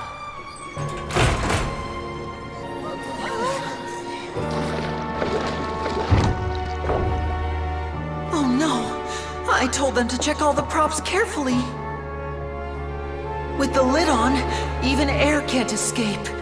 An amateur magician would be getting very nervous right around now. Luckily, it's me on stage, so let me show you what a true virtuoso can do.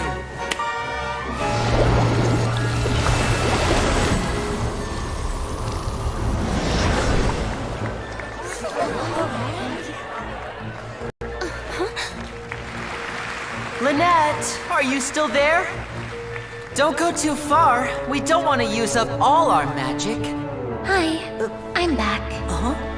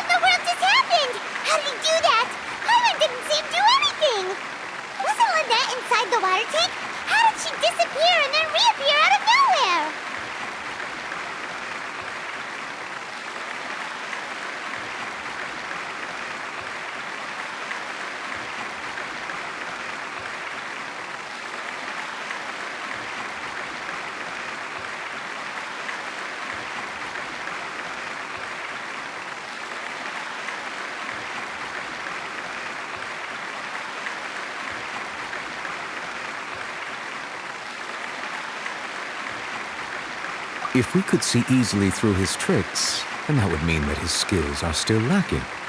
To appreciate magic, you should focus on the show happening on stage, rather than getting caught up in trying to see that which has been intentionally hidden. Guess you're right. Paimon couldn't believe her eyes when Lynette reappeared. Amazing! Thank you everyone. I'm glad you enjoyed that performance. But our magical journey has only just begun. I've prepared even more astonishing surprises for everyone here.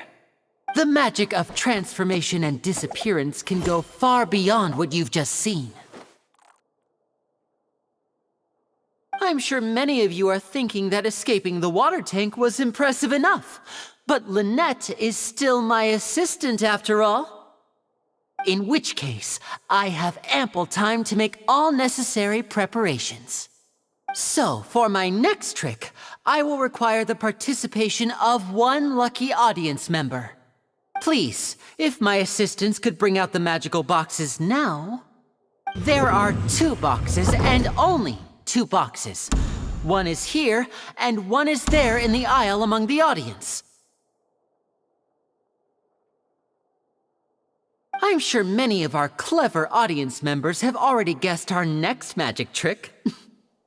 A swap! Our lucky audience member and I will each enter a magic box. After 1 minute, we will each emerge from the opposite box. Now please, everyone pay very close attention to the box you see here. Don't give me any chance to make a move. Wow! How's he gonna do this? Hey, do you think this is all magic tricks, or does Lenny have actual superpowers?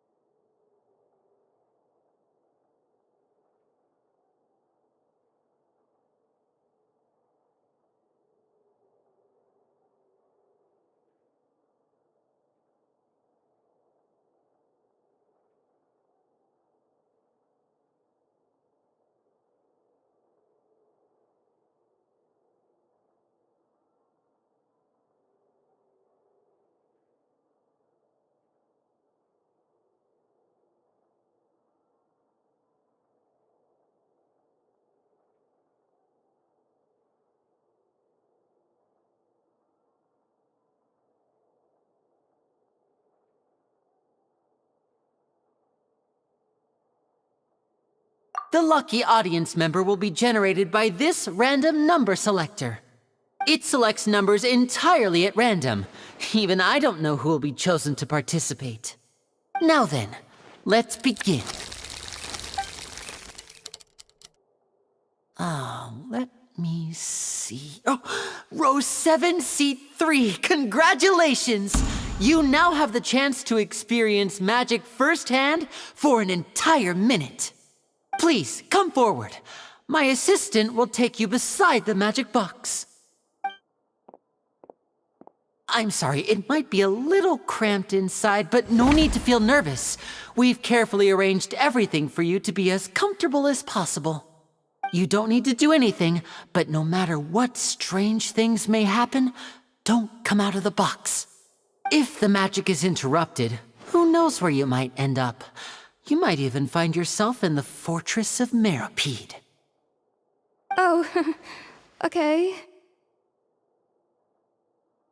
All right. Before I enter the magic box, there is one more thing I need to ask the audience to do. Could you all give me a countdown? Like this. 60, 59, 58. Just keep counting down. You can go a little faster or slower if you like. I won't be able to see anything in the pitch black box, so I'll be relying on your voices to know when time is up. Oh, and no tricks now. If you quickly count from 60 in just 30 seconds, then I'll be in a tough spot. Ooh! Paimon kinda wants to count faster after hearing him say that!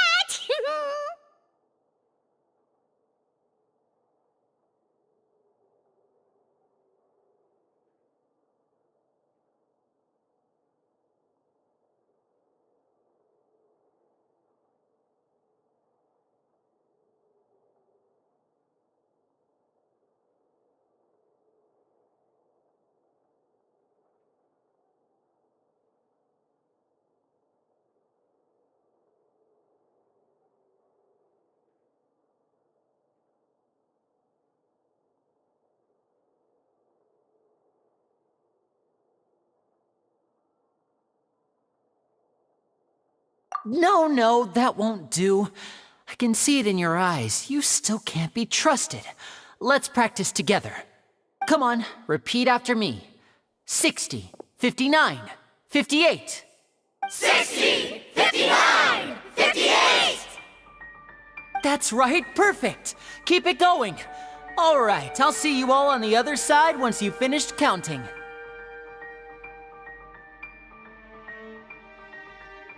54, 53, 52? Huh? Why aren't you counting, Nervalet? I am counting in my head. I think things are exciting enough in here as it is. Merely a consequence of my identity and personality. Do not worry about me. Just enjoy the show. Oh, alright. You look so serious that Paimon thought you might be feeling uncomfortable or something. 40, 39, 38! Mr. Linney, are you all right in there? Is everything ready? Yes, I'm fine. I'm just double-checking the direction of the magic. It would be a disaster if we get sent to the wrong places. For example, mid-air right above the audience. Even though he's saying that, Lenny doesn't seem nervous at all.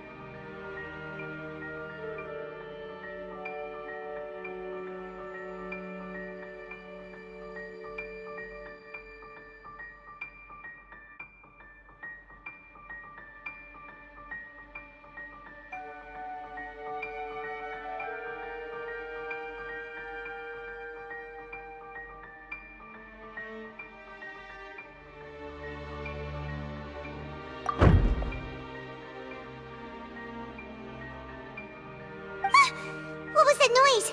Did you hear it too?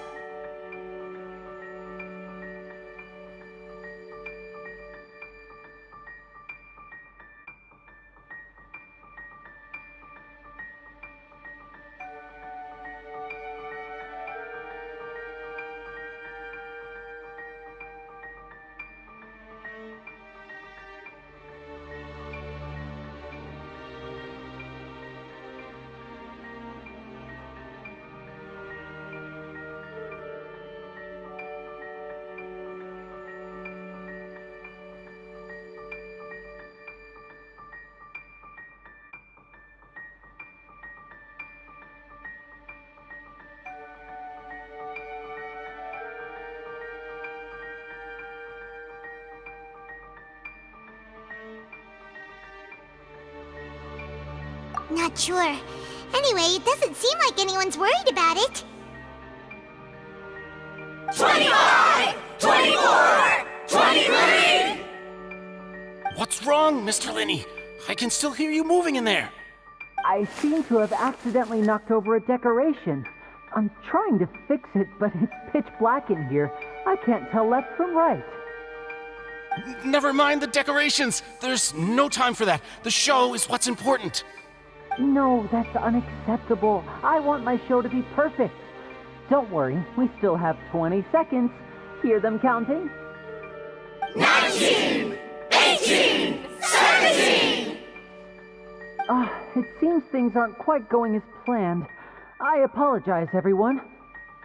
It feels like you're all starting to count faster, but that's all right. I know it can be tiring to do such a long countdown. 10 seconds and change is still plenty of time. 10! Almost there now. Whew. Swapping two people is harder work than you might think. Even a master magician like me can't guarantee I'll get it right the first time. Hey, wait! Is this the back one? I can't tell. They both look the same inside. Huh? Nope, that's not it. I'll try again. 7! Hey, slow down! Honestly! 5! 4! 3! Whoops! That doesn't count! 0!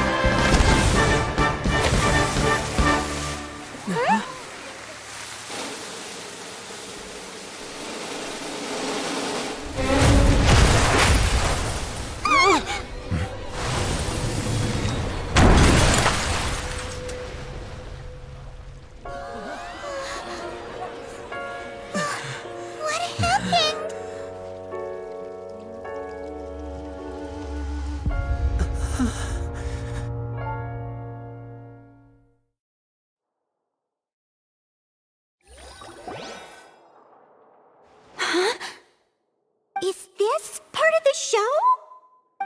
Mr. Linney, you're going to use magic to fix the stage now, right? What happened? Oh no. Maybe this isn't part of the show. The girl was still in that box, right? This performance is over. Medical staff with me. Guards, secure the scene and detain all the performers. Seal the exits. No one is allowed in or out at this time. Yes, that's right. If this was just an accident, then we must investigate the cause. But if this was all part of some scheme, then those accountable will not escape the judgment of the God of Justice. No need to be alarmed, you two. We'll get to the bottom of this soon enough.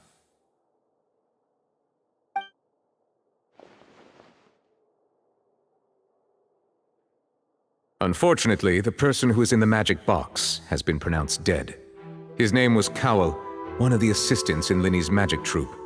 Apparently, the fireworks on stage ignited the ropes that were suspending the water tank, which then caused the tank to fall onto the stage. As of now, we are still not sure why we found Cowell in the box, rather than the guest from the audience. And after an initial search of the area, The guards have confirmed that the girl is nowhere to be found. It appears that this incident was not merely some mishap with the performance. And there are many indications that it is connected with the case of the serial disappearances of young women. The serial disappearances case? That's the case that Charlotte mentioned before!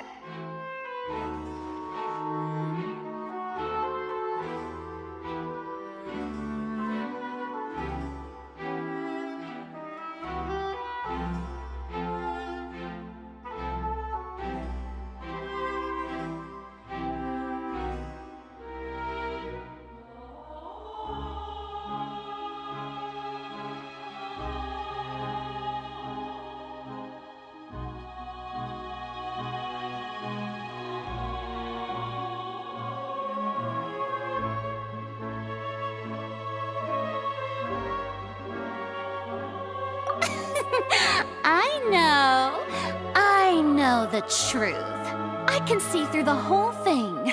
Really, using such a shallow and obvious mystery as his finale. Did he really underestimate us that badly? I say that our powerful magician, Mr. Linney, is now the prime suspect for the serial disappearances case. Huh?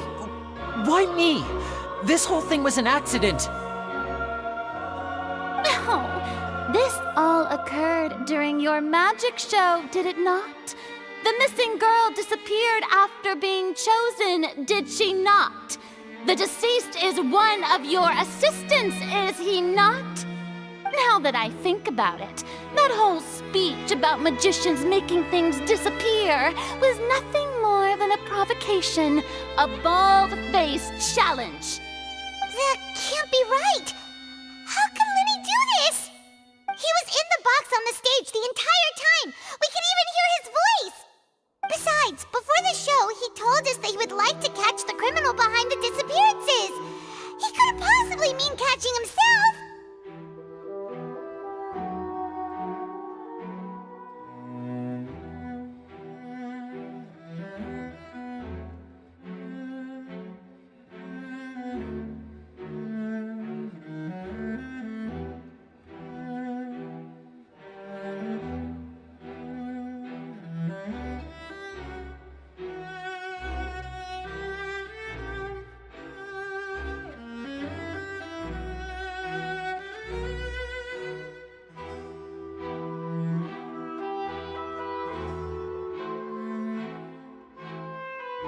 Save discussion for a later time, please.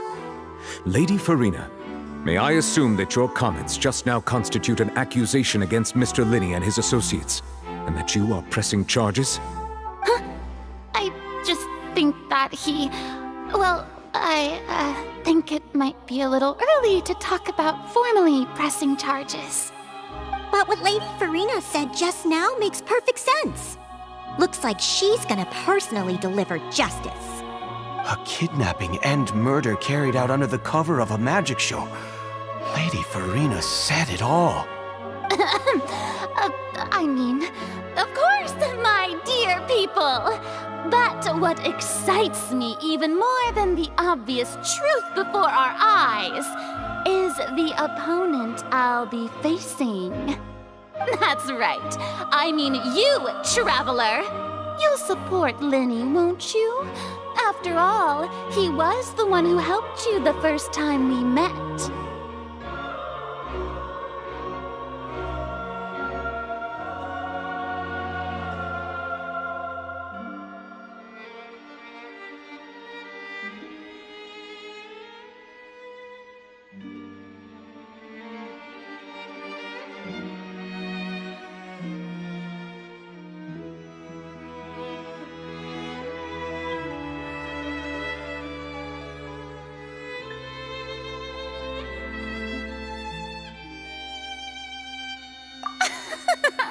Then there's no problem at all.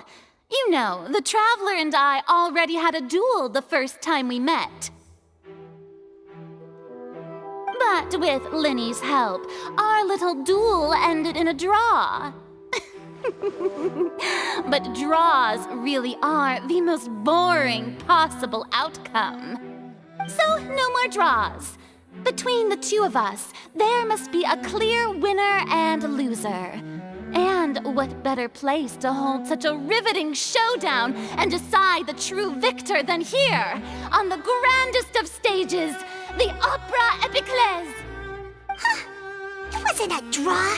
She obviously lost last time. I understand. Charges have now been pressed, and as such, a trial is in order. Well, Traveler, seems Lady Farina has set you in her sights. But putting her dramatic rhetoric aside for a moment, I would like to ask you, are you willing to act as Mr. Linney's attorney and defend him in this case?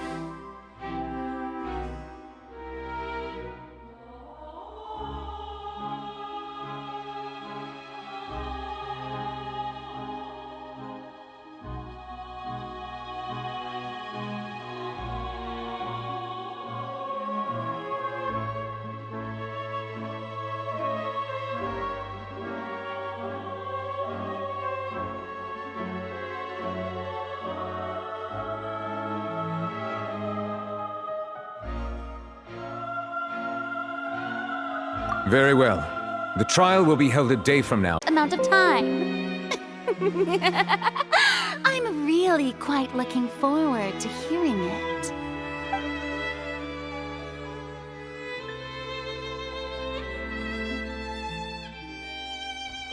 Lenny!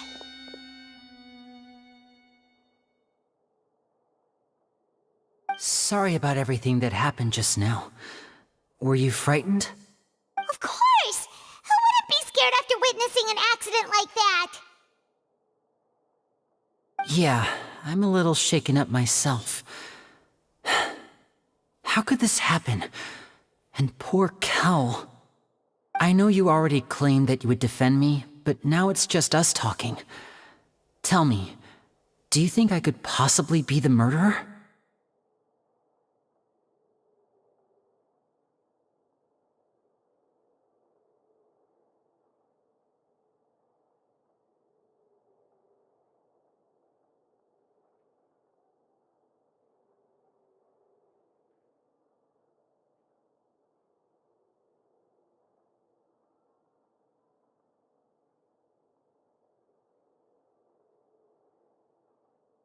I understand.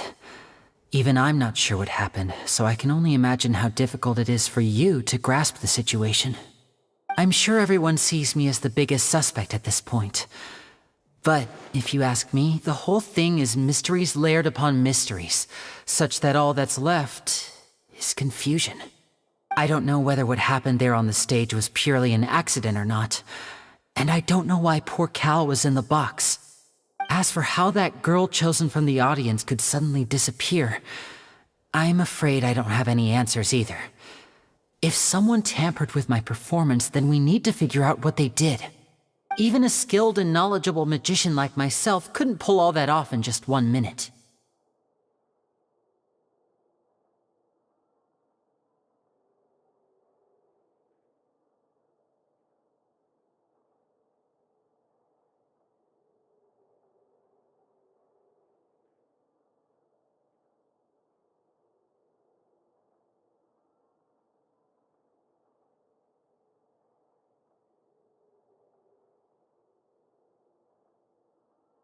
Which is precisely why we need to investigate! As this book says, the impossible could not have happened. Whatever happened must have been that which is possible.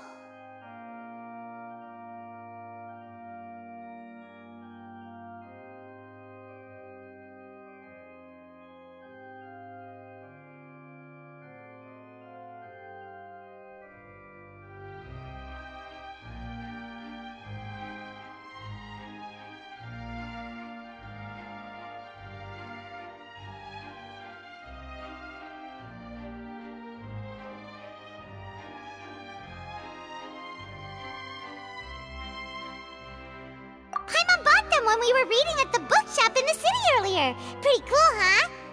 Don't worry, Paimon used her own savings to buy them. It wasn't from our travel funds. I think they look cute on you, Paimon. You have good taste, Lynette! That's the right attitude. Feeling depressed isn't going to help me now. I need to get back to my normal self. But with the guards watching our every move, it's going to be especially difficult for Lynette and I to prove our own innocence. Good thing you agreed to be our attorneys. Thanks for that. We'll be counting on you. Yes, thank you so much.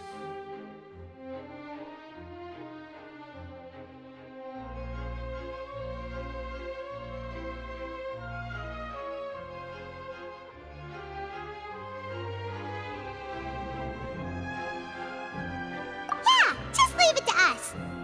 Oh, since we're going to start investigating, Paimon has a question first. Where did Lynette go during the performance?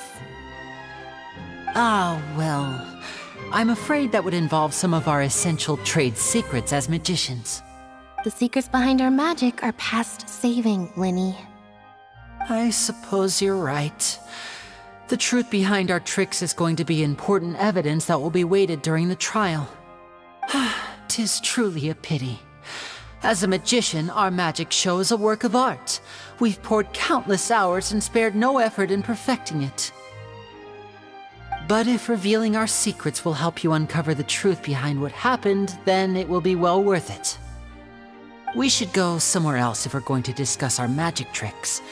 We'll go speak with the guards, and in the meantime, you can go investigate the stage and the seating areas. Alright, let's go have a look while the investigation teams are still here. Detective Paimon is on the case!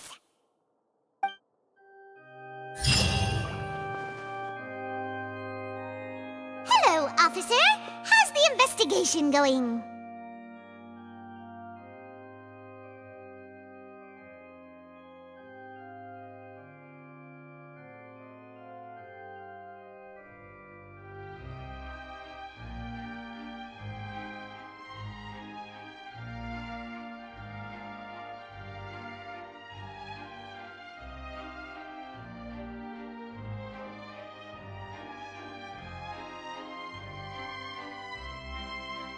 Ah, I see.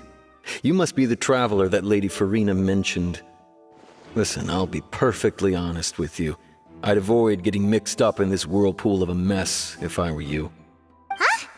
What do you mean? Come with me and you'll see. The deceased is one of Linny's assistants named Cal. Even though he hadn't joined the troupe long, he was hardworking and everyone generally liked him. The assistants are usually in charge of setting up and inspecting the props, as well as assisting with the show and keeping the crowd engaged. As you probably saw when you were in the audience, the water tank suddenly fell and smashed the box with Cowl inside it.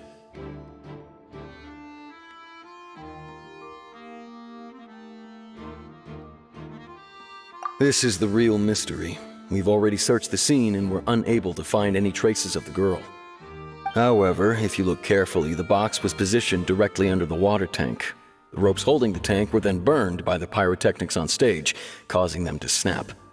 All these factors lining up so perfectly makes it hard to see this as a mere accident.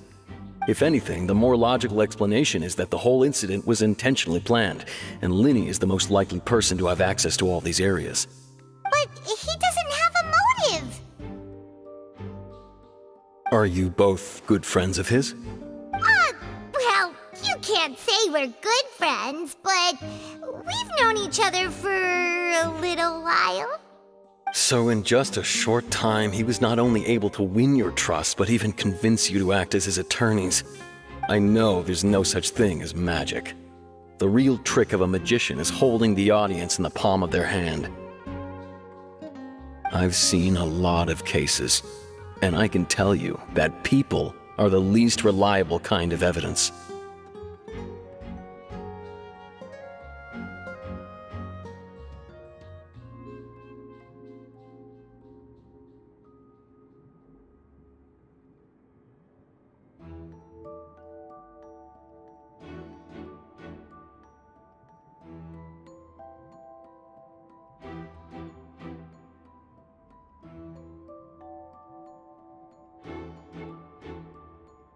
Sorry, I tend to be pretty straightforward. Just know that I'm warning you for your own good. Anyway, you may investigate the scene of the crime yourselves if you're curious. Who knows, maybe you'll be able to come up with some new evidence.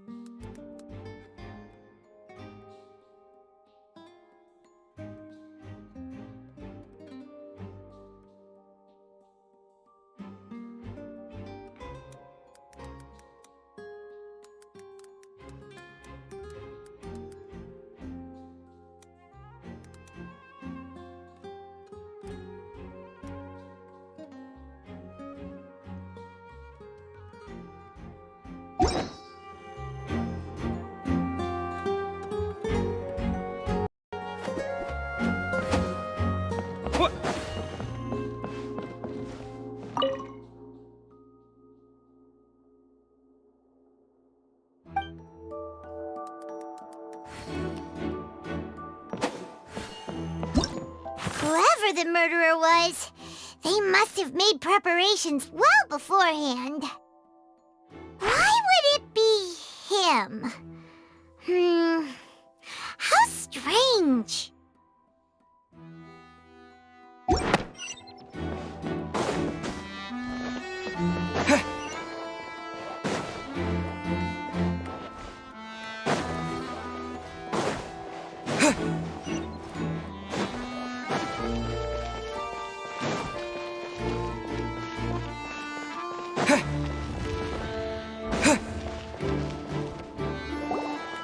Hey, you! Yes, both of you! Over here! I've been keeping an eye on you for a while now. Huh? You mean us? That's right. If I'm not mistaken, you're also among those who wish to cut down the thorns and pursue the truth. No? And by the looks of it, you're not from Fontaine. Well, you're right on the moor about that one, but who are you? Have you never heard of the Spina di Rosula? From mediating disputes and providing protection to solving conundrums, you name it, Spina di Rosula does it. And I, Navia, have the honor of being its renowned president.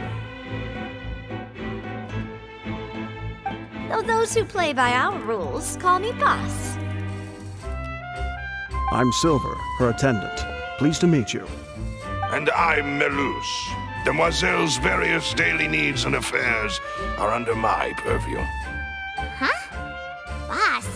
Demoiselle? What gives with the names? Well, I am the second generation president, Malus and the others are still used to my previous title. My apologies, Demoiselle. Should you prefer, boss, I will endeavor to use that instead. No, no need. You don't have to call me boss. Just Navia is fine. Okay, if you say so. Not that we're members of Spina di Rasula anyway. All merely trifling details. Never mind. Now, back to the situation at hand. That's right. I've always kept an eye on the serial disappearance cases. My interest stems from a matter back from my father's time. Judging from the look of things, I find Linny an unlikely mastermind. Really? We think so too! That's why we're looking for clues now. But how did you come to that conclusion? Intuition, naturally. My unparalleled intuition.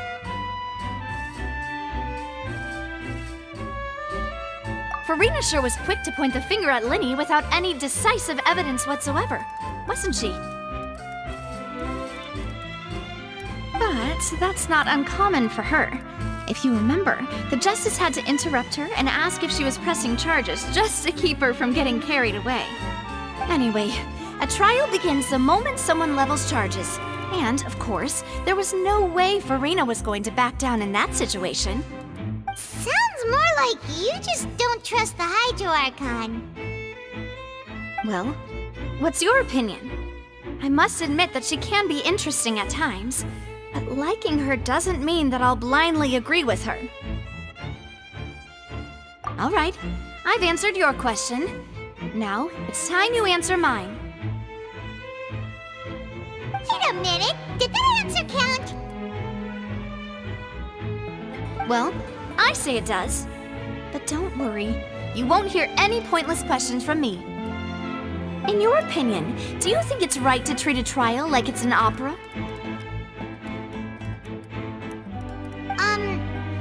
Well? And why would that be?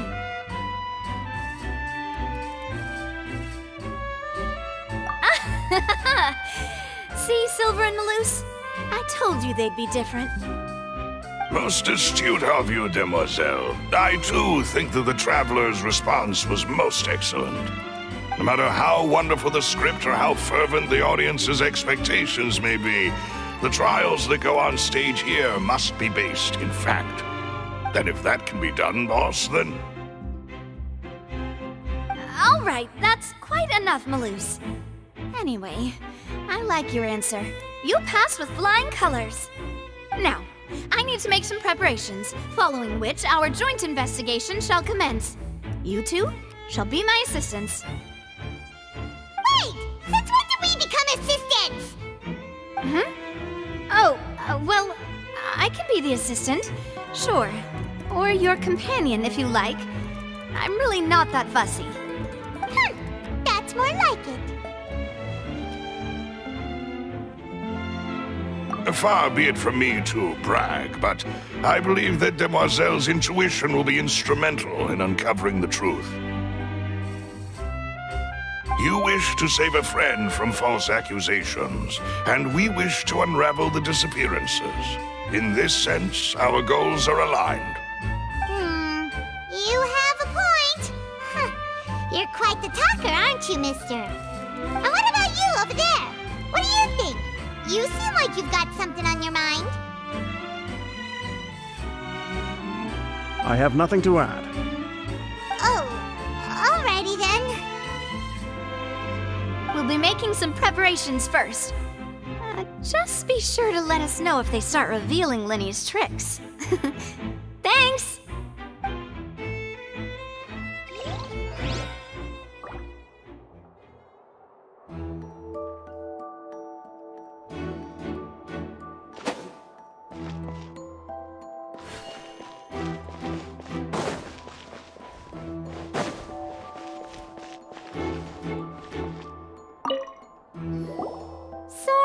But no one can freely enter or exit the Opera House at the moment. If you wish to leave, you must register your identity with us first. No, we're leaving. We're representing Linny and Lynette as attorneys, so we're investigating the case. Were you always guarding this entrance? Yes! After the Chief Justice gave the order, everyone coming in or out must undergo a strict inspection. So, the missing girl couldn't have left from here. At least, not from that point on.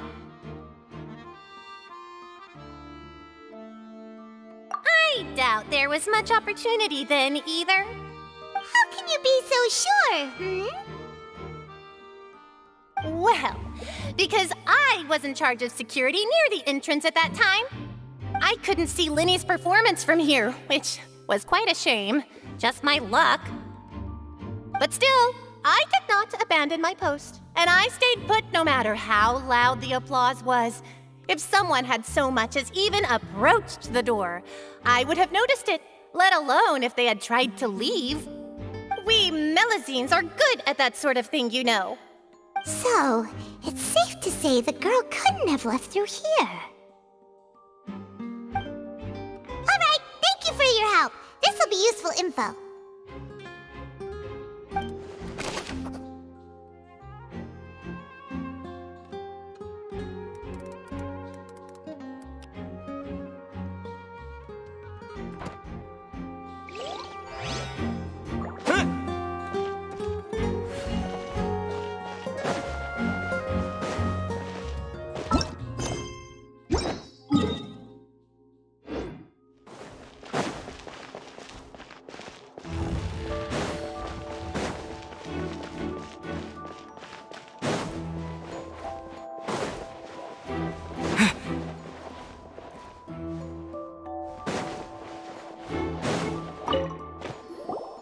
I see that you're investigating the area. Well, it just so happens that I'm interested too. If you find any new and interesting leads, be sure to share them with me, all right? We don't have too many thoughts yet.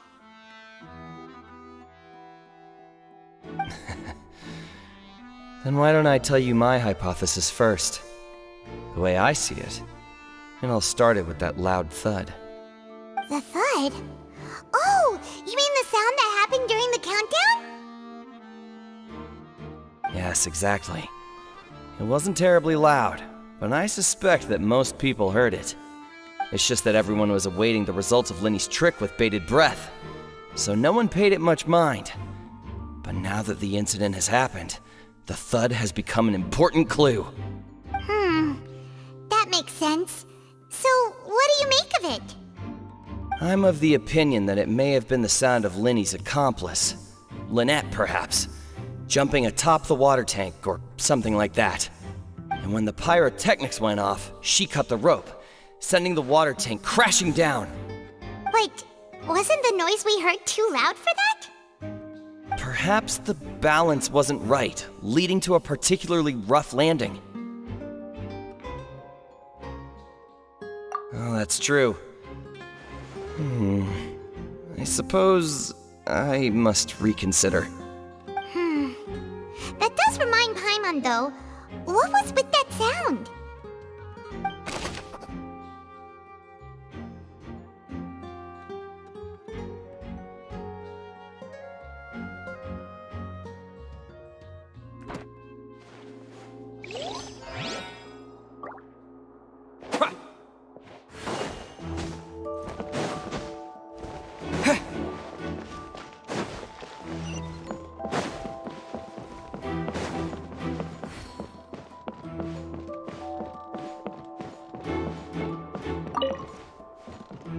Go ahead, have a look around.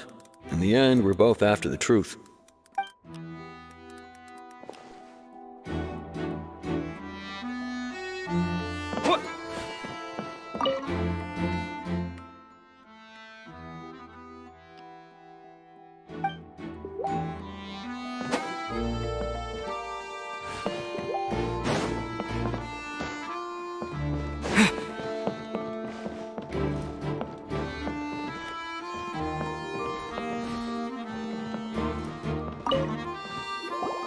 So this is the rope that broke and caused the water tank to fall.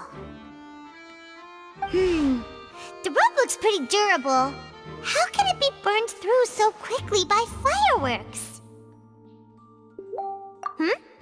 Why are you suddenly so serious, Traveler?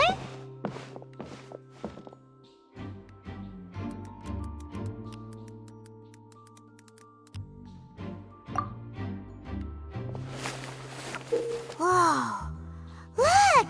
This bit is made from different material! Most of it was burned away, but there's still a little bit of it left.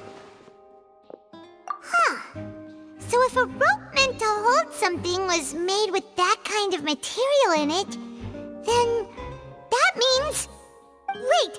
Why don't you write all this down? Let's take notes!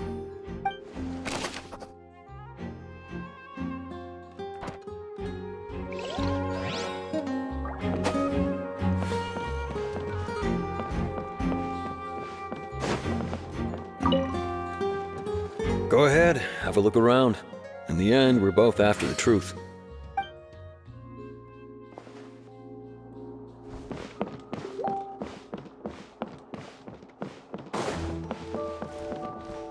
Why would it be? We all heard that noise, didn't the performance with whoever this rope was obviously... Hello there! What are you investigating? Oh, this location has also been cordoned off because the Magic Troop members are currently considered prime suspects. The investigation team is still collecting evidence. The seats were all booked in advance, so we were able to deduce the missing woman's identity by checking the guest list. Sure, it's not like this is confidential information. We will publish it later anyway when we petition the public to help us find the missing person. Her name is Halsey. She's a painter from Fontaine who's made a bit of a name for herself. Apparently, she wasn't a regular at the Opera House, but she'd been feeling some pressure with her work lately, which made her decide to come see the magic show. The Magic Troop members all claim not to know her, and we have looked into her social connections. It seems that she has no personal grievances or conflicts of interest with the suspects. Simply put, she wasn't related to the Magic Troop at all, which matches the features of the previous serial disappearances. Were the victims of previous cases also chosen at random? That's how it seems to us, in any case. Apart from the fact that they were all young women of around the same age range, there really weren't any other connections between them. Okay then. No need to be so formal. If you do happen to see the missing girl, please be sure to contact us. It is of utmost importance that we get to the bottom of these disappearances.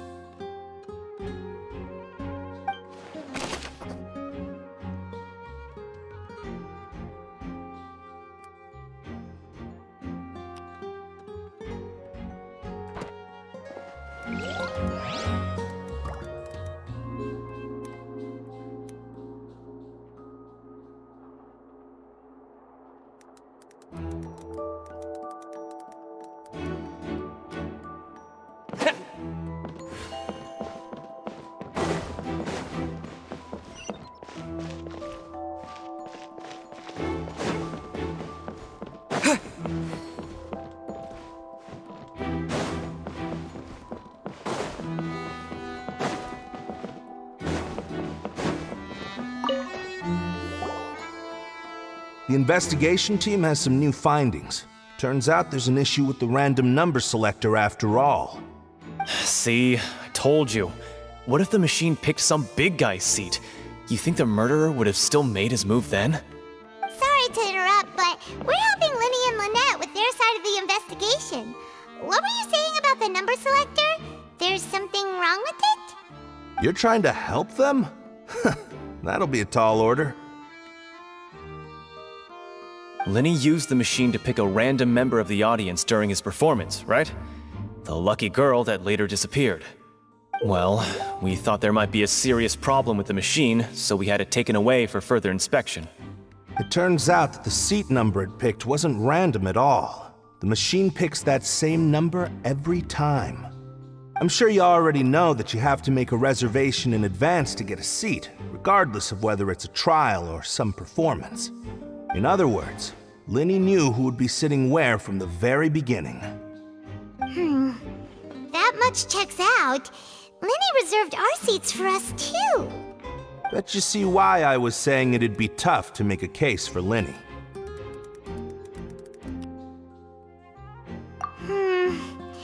Even though it's bad for Lenny's case, Paimon had better write it down.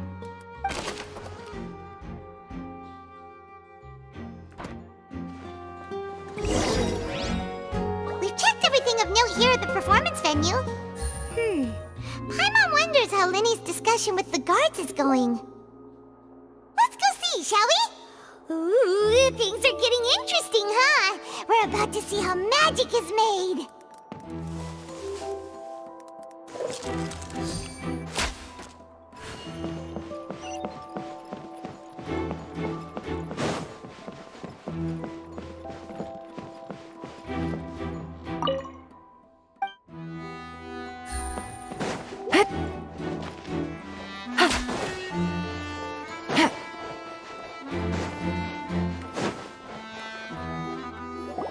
Understood.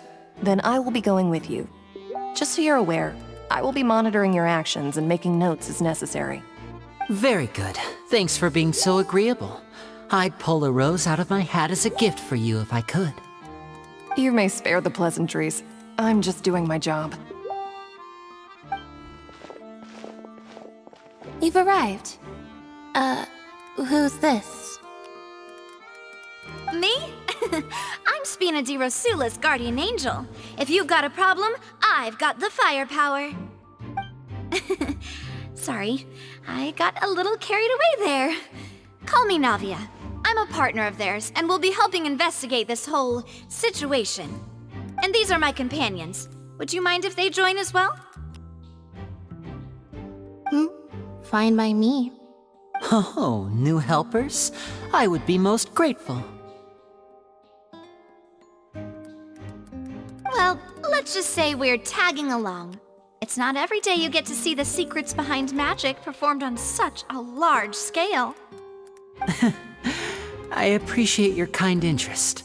Come with me. We'll be heading below stage. Huh? Below stage? Yes, a world of secrets is hidden beneath this magic box, prepared specifically for this switcheroo trick. But before I reveal everything, you should have a look first. Notice anything strange here?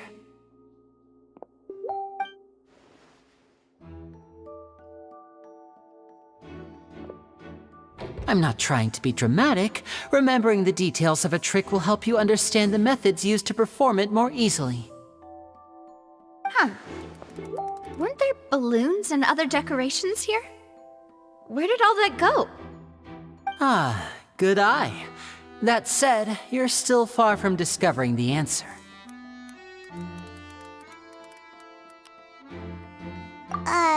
The back?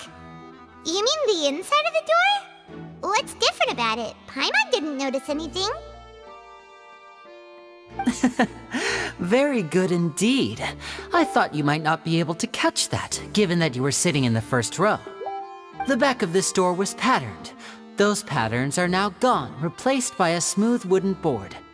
So, if you put 2 and 2 together, what do you get?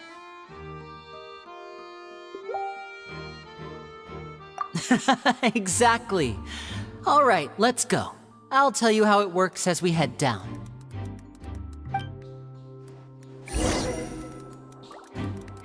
Oh, so there was a passageway under the magic box! I knew you'd figure out most of it as soon as you saw this place. The 2 magic boxes are positioned right above the 2 entrances of the tunnel. See this flatbed trolley? The box with the lucky audience member in it would be shuttled over to the other side using the trolley. This trolley can raise and lower and even rotate, ensuring that the box will face in the right direction. I see. So that's the purpose of the box inside another box. Precisely. The inner box would descend after the audience member was put inside and be moved along the trolley, all while the outer box would remain on stage as if nothing had ever changed. So that's how you did it! Once the box was lowered, the trolley would store some energy through this device here, with which it would complete the rest of the steps. The audience member would only be able to feel some slight movements in the dark, and by the time she walked out, she would already be back on stage.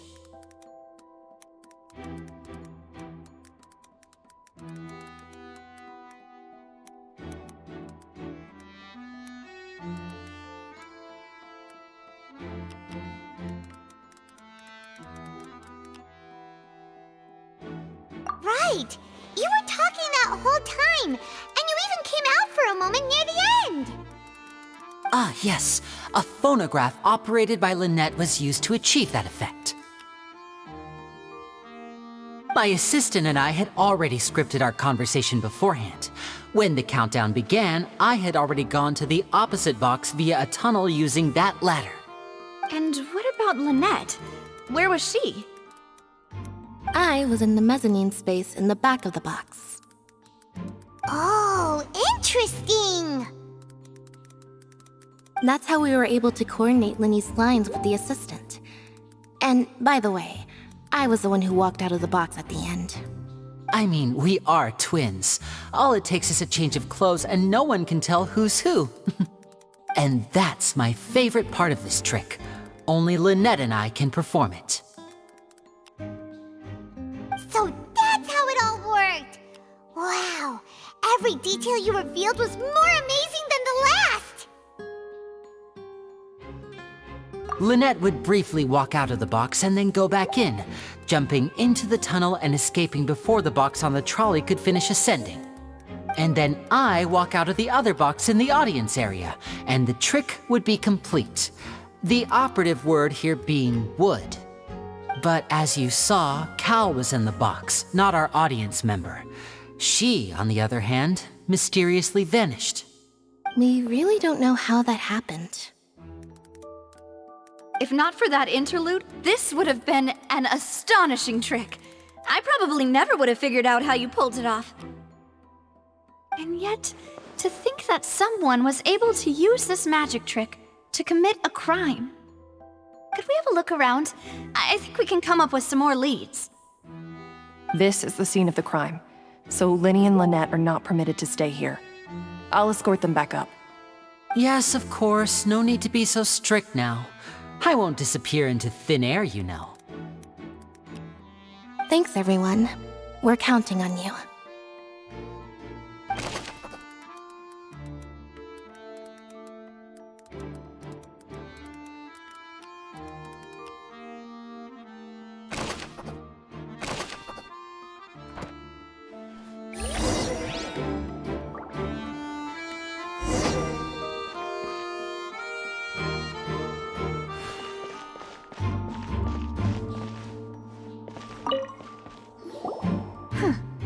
What's this? Looks like a hook tied to the end of a rope. Huh? There's all kinds of odds and ends here. Perhaps it was a prop for a different trick. But why would it have been left here? Whatever it is, let's make a note of it first.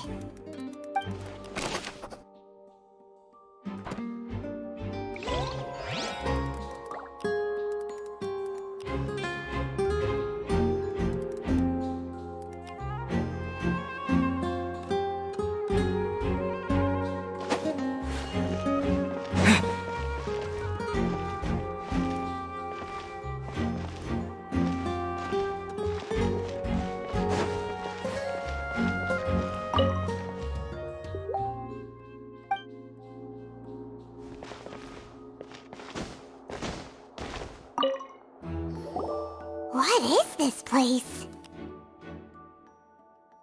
It seems someone could fit through here. Huh. Could this have been the suspect's escape route? Alone, perhaps. But if they had to pull another person with them, the space would be too narrow. But there are no other ways in or out of here. Oh, you're right! Let Paimon write that down.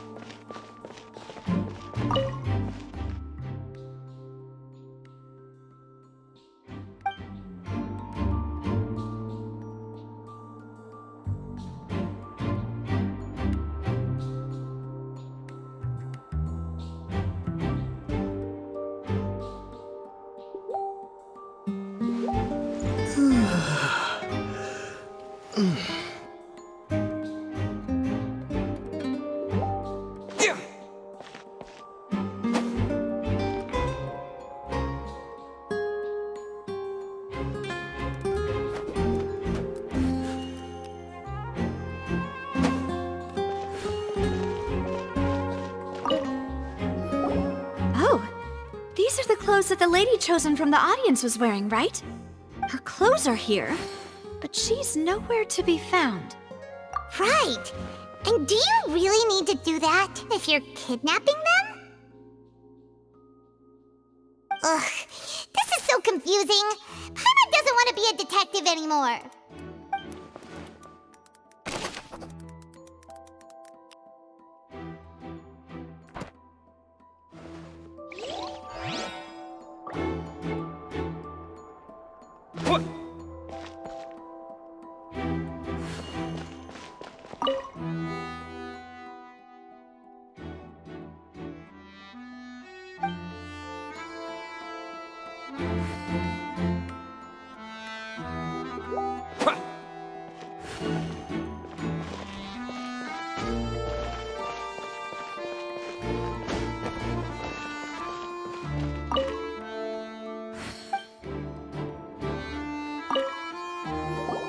The floor is wet. Please be careful not to slip. Speaking of which, why would there be water here? Oh, Paimon knows! It's one of those tricks where you pour water into a jug and then flip the jug over only for the water to disappear? And here's a broken vase. Huh. Did the trolley knock it down while moving? That can't be. The trolley moves along tracks from start to finish. It couldn't have hit the vase at this distance. Let's note this down too and think about it later.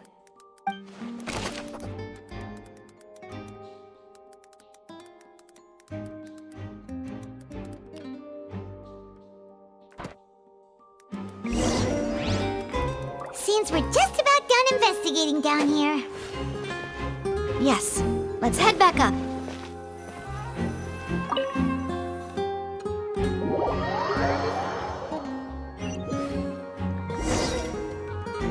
Well, we've ascertained the state of the crime scene. Let's find a place to sort out our findings once Malus returns. It seems to me that there are several things that don't add up here. Apologies for the wait, demoiselle. So, what did the guards say? Did the criminal escape through the vent? They believe the odds of that are very low, since the vent leads to the Opera House's basement. The guards have checked the area carefully. No one left through the basement during the performance or after the incident, and no one was found hiding there. So the tunnels become like a secret chamber then! You know, like the kind you usually see in novels!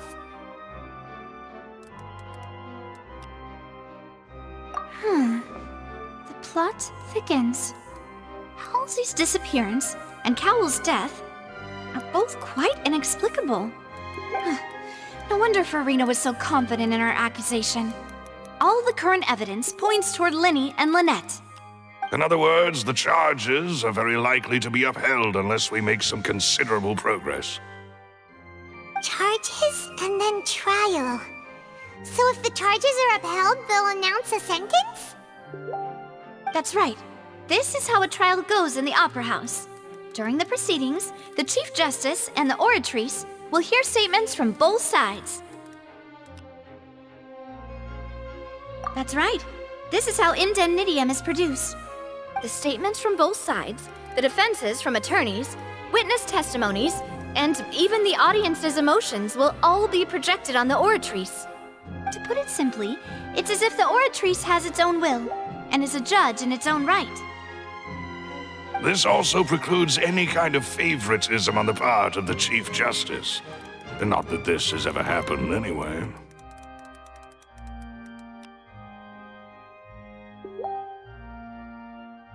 Once both sides have finished speaking, the Chief Justice will make his final decision. This, too, will be used by the Oratrice as a reference. Then, finally, the Oratrice will be consulted by officials. The result it returns is the will of justice itself. Huh? So that machine is the one that actually decides? Paimon thought Novelet called the shots. In practice, there is very little difference. Both have always come to the same judgment, which is why people have great faith in the Chief Justice. Ah, yes, the guards also asked me to convey that none of us will be allowed to leave this place before the trial. Huh? Why? Because we've chosen to act as the twins' proxies. That makes us persons related to the case.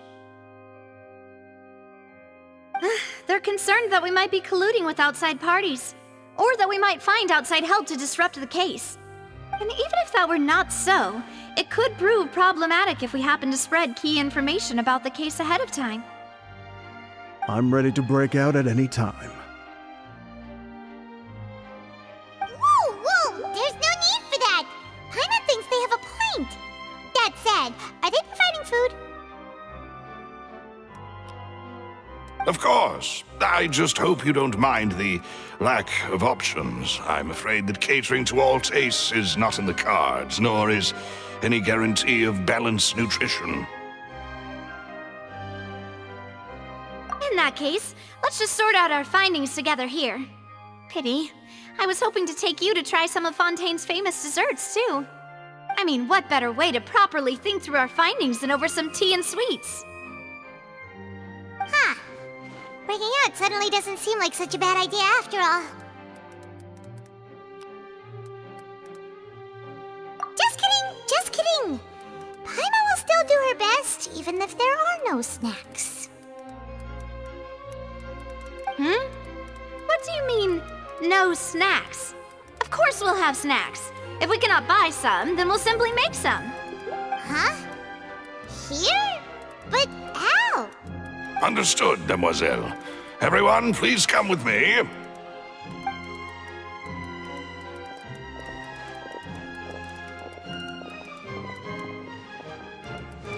Wait, you're carrying a portable stove with you? Yes, I must be prepared to meet the Demoiselle's baking needs whenever the fancy strikes her. I have eggs, sugar, and almonds at the ready. Good work, you two. Then I'll get to it. Please sit tight for a moment. You'll get to taste my awesome snacks soon enough. These three are quite the interesting group.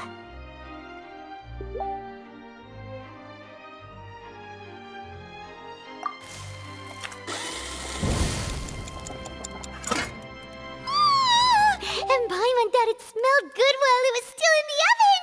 Oh, it's even better now. Paimon can't stop drooling. From the way you had these two guys carrying all that stuff around, Paimon thought you'd have them do more during the baking process. But you ended up doing the entire thing by yourself! Beating the egg whites, grinding almonds, everything! I was applauding.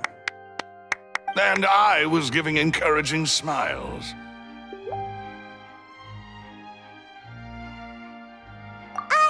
Paimon was just thinking, aren't you worried about getting your fancy dress dirty beating egg whites and baking like this? Well, I don't think it's carved in stone anywhere that fancy ladies can only read books, sip tea, ride horses, and play the piano. I just really enjoy making snacks. Don't underestimate beating egg whites, by the way. It's a real arm workout. You also need to beat them to just the right consistency, or your macarons will crack. Anyway, give these a try, fresh out of the oven. There's 3 for each of us. Only 3? Well, eating too many sweet treats might send all that sugar to your head. You wouldn't be able to think clearly about the case on a sugar rush, would you? Tea is ready to be served as well. This is Demoiselle's favorite, strong black tea with a floral fragrance that clears the mind and lifts the spirit. No need for concern. I'm merely doing as I should.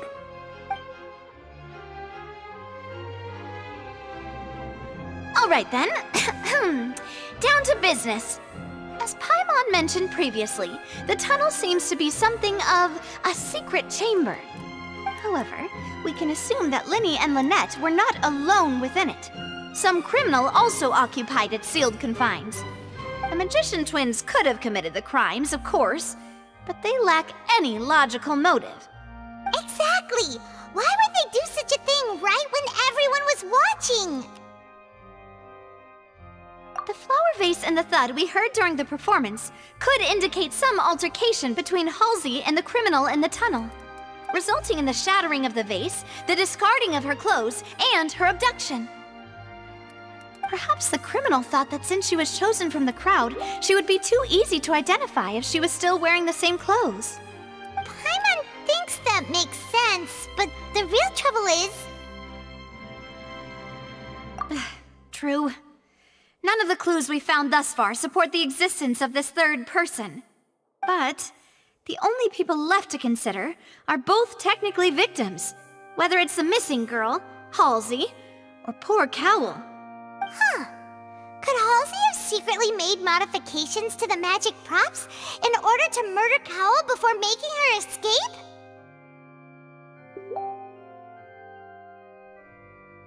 That's right. And even if she had tampered with the setup, she would need to understand the entire trick to pull it off. Nor does she have any motive. The guards said that she has never had any dealings with the magic troop's members. Were we not thorough enough in our search? From the sound of things, this is turning into an impossible case. Your macarons are amazing though, Navia. They smell great! They're nice and crisp and super sweet! They are my specialty after all. And I see you've already had 5 of them. What? 5? Oh, that can't be right. Paimon only counted 3, honest! Please don't worry about it. At my age, a few less sweets might actually be a good thing. No. Being greedy is one thing, but Paimon knows how to count. Besides, Paimon knows that if she ate too many, then others wouldn't have enough.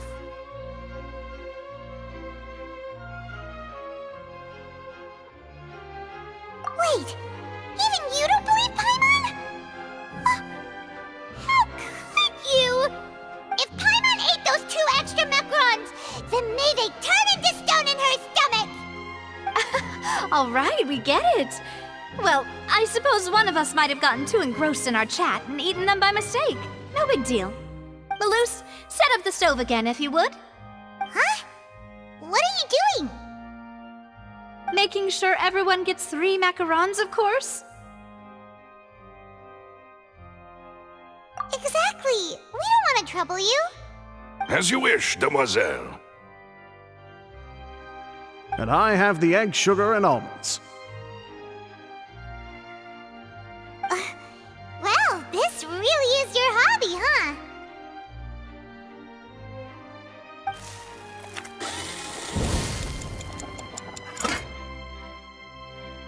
Well, that's it for snack time. I'm going to have another look around the area. I don't know what we're looking for yet, but we've still got some time. As attorneys, I suggest the 2 of you think the case over again. It would be awkward if you got all tongue-tied on stage during the trial. All right, thanks for your help and for the snacks. It was nothing. A small task for the Spina di Rosula. Silver, Maloose, it's time to go. I'll be back if I find anything new.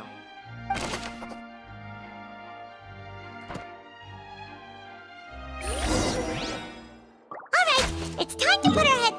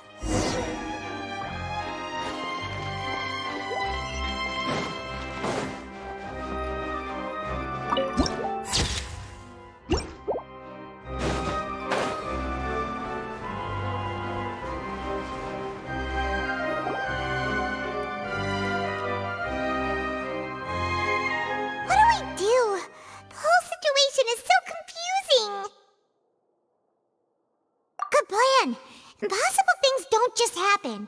We'll get to the truth one way or another. Just relax. Even if everyone else suspects Lenny and Lynette, at least we will be supporting them from the stands. Besides, I doubt Farina understands any more about what happened than we do. Thanks, Navia. Well, we'll be going then. Best of luck to you.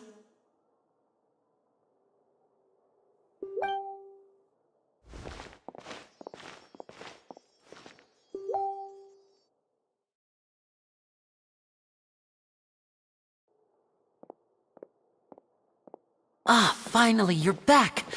Well, how did your investigation go? To be honest, you might be disappointed. No. We're already very grateful that you were willing to help. Well now, don't you all look disappointed? Don't tell me that your investigation came up empty-handed. That was to be expected, of course. The guilty can never produce proof of their innocence. But don't let that stop you. I shall be terribly disappointed should you, my most anticipated foe, concede so easily. Since both parties are present, I declare that the trial regarding the magic show incident is now in session. Firstly, in order for the audience to understand the causes and results of the incident, could we please have Mr. Linney explain the trick? Yes, of course. I will explain while Lynette demonstrates on stage. All the necessary items have been prepared.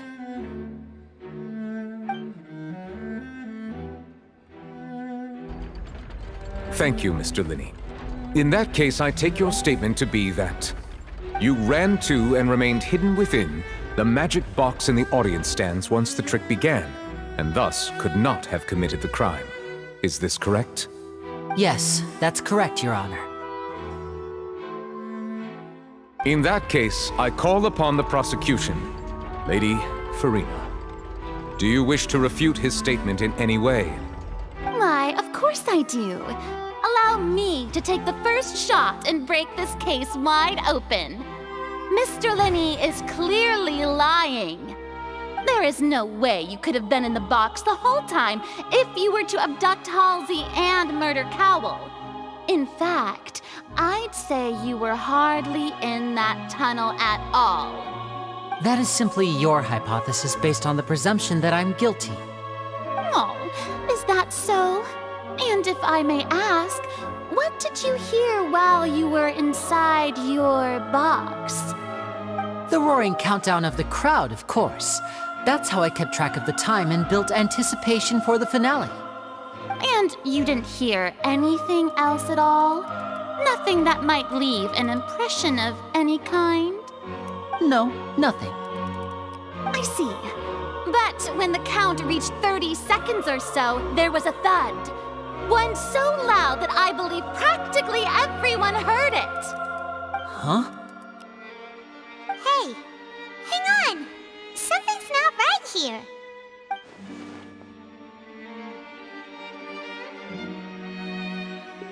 Yeah, I'm sure he could have heard a noise that loud from inside the box. I was right by the box and I definitely heard the thud. Look at those scales. Could those mean...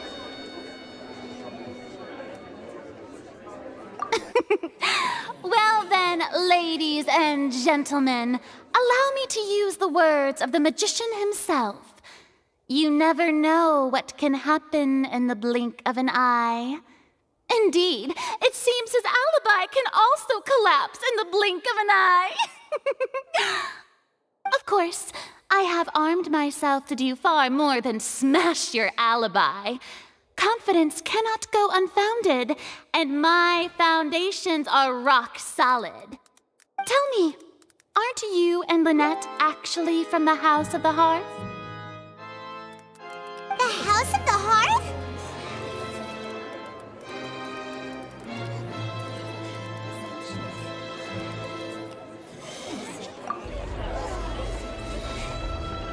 No wonder they did something like this. So the serial disappearances were the Fatui's doing. Now it all makes sense. I've got a feeling that what happened on stage probably wasn't just an accident. That's irrelevant. Our identities have nothing to do with what happened. Indeed. Then perhaps you could tell us everything that happened during that 1 minute. Your first priority is to prove yourself innocent after all. I'm sure there is little that needs to be kept secret now. Unless your script already has holes in it. The Outlander is speechless. My, oh my, don't they look flabbergasted? Now comes the infighting and discord, I suppose. This was almost too easy. Oh, good thing I made all those preparations. Seems the all-nighter I pulled last night is really paying off. Hey, Linny! Why didn't you tell us this before?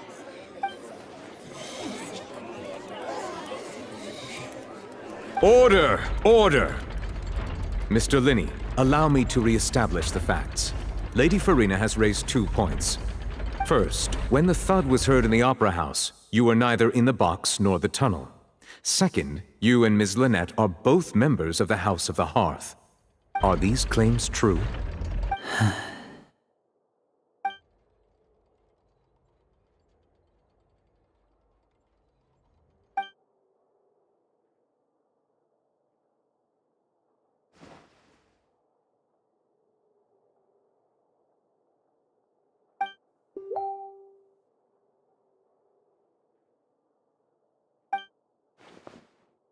Please answer my question, Mr. Linney. I'm sorry. Yes, they're true, Your Honor.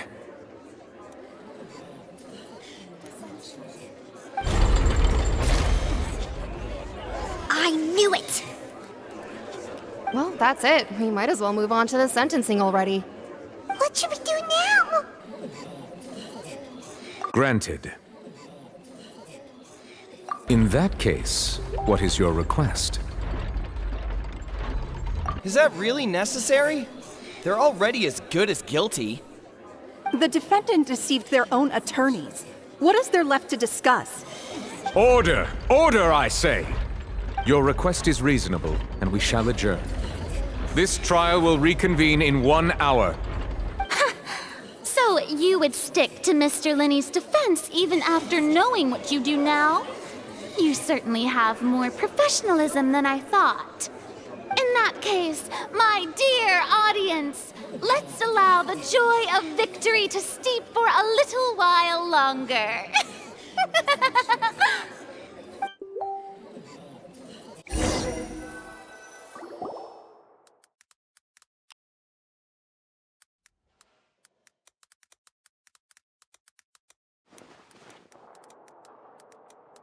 Well, this is awkward. I didn't think the Hydro Archon would dig all that up. I'm sorry, Traveler and Paimon. Yeah, sorry. Paimon doesn't know where to start. We trusted you two. We based our entire reasoning on the assumption that you weren't bad guys. Not to set the wrong tone or anything, but Paimon's really mad! I'm very sorry. I know you're angry, and reasonably so, but please, let me explain. I know you've clashed with the Fatui several times before. I wouldn't be surprised if just hearing the word is enough to make you upset. But our organization is very, very large, and the Harbingers have very different personalities and goals. Right now, we want to save people. As many as we can. That's right. I'm sure we're on the same page when it comes to this nation and the disaster that its people might face. I knew if it weren't for our respective identities, we could become... That's why I didn't wish to flat out lie to you, but chose to hide some details instead. The truth is very important, but being completely transparent about everything would see us spending more effort than we need to. Right. So, you be the judge. Heck, if I were you, I fear that I'd even struggle to trust me at this point. You met a Fatus who works as a magician, a trickster by trade. All by coincidence, too. But still, I'm asking you to trust me. I am no criminal. At least, not in this case. Sorry. Please forgive us. Well, you both say that, but...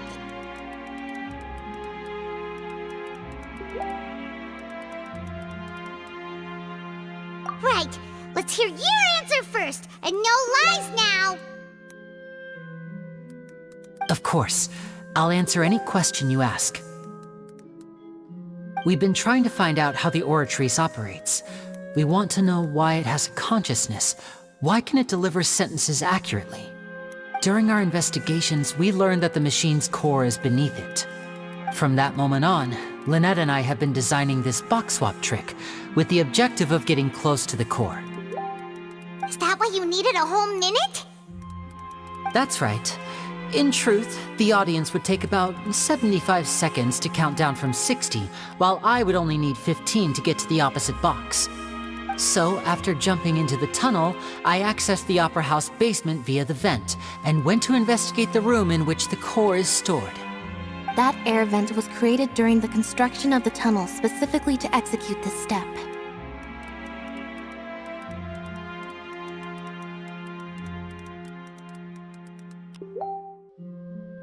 Well, nothing. As soon as I reached that room and was about to investigate, I heard someone's voice. Which should have been impossible, of course. I was quite certain that I was the only one in the room. That voice seemed to recognize me and tried to speak to me. I chose to err on the side of caution and retreated the way I came. On the way back, I saw the broken vase and the clothes on the ground, but the countdown was almost finished, so there wasn't time to give it any thought. After that, the homicide occurred just as you saw. Well, that explains why you didn't hear the thud. Because of that prophecy I told you about, of course. We must know all we can about this nation's secrets in order to deal with that prophesized crisis. That's the only way we can save everyone. So, there you have it. The whole truth. I swear, I didn't hide anything from you this time. It was never my wish to proceed under this cloud of mistrust either. But like I said earlier, you can be the judge. If you want to leave because you don't trust the Fatui, there's nothing I can do to stop you. Well, Traveler, you decide. Paimon will follow your lead however you choose.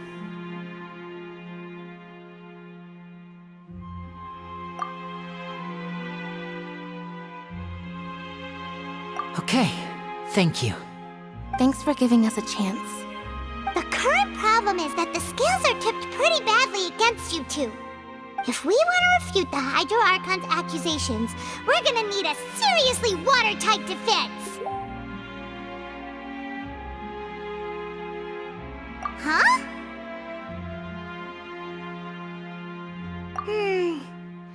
Oh, Paimon thinks she gets what you mean.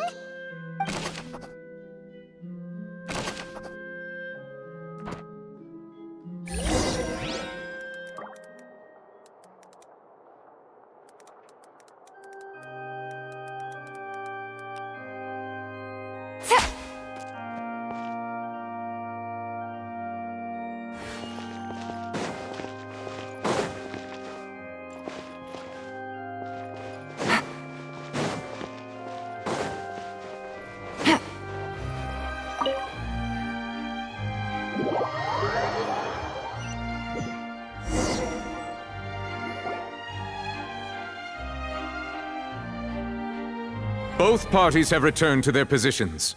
Let us continue the trial. When last we left off, Mr. Linney acknowledged the new evidence presented by Lady Farina as fact. Therefore, Lady Farina may continue stating her reconstruction of the events. Ugh, that took long enough. Now then, if everyone would lend me their attention. At this stage, let's revisit that scene from Linney's perspective.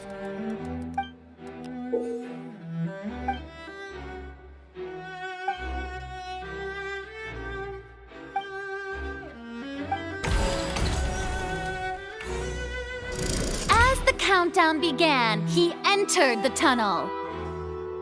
When the flatbed trolley passed, he opened the box and got into an altercation with Halsey, which caused the loud thud.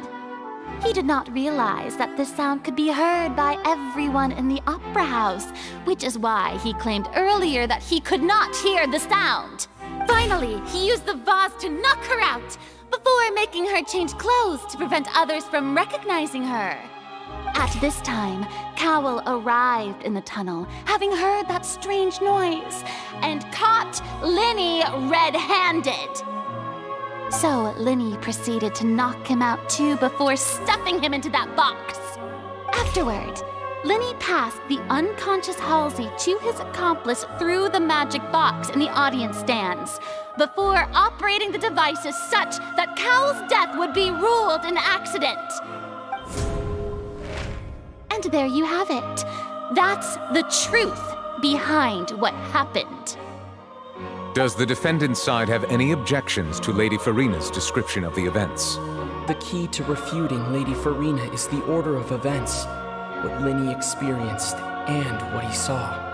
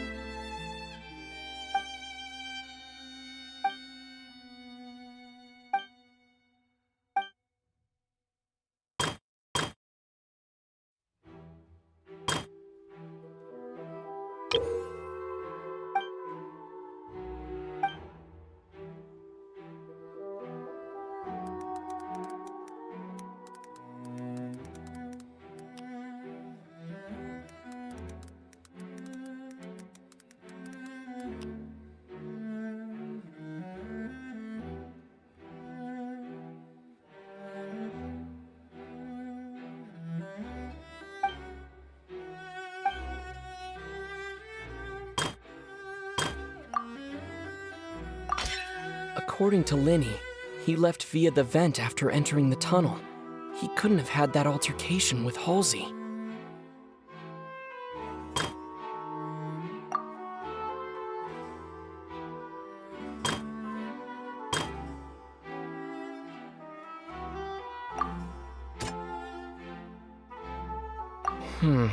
See.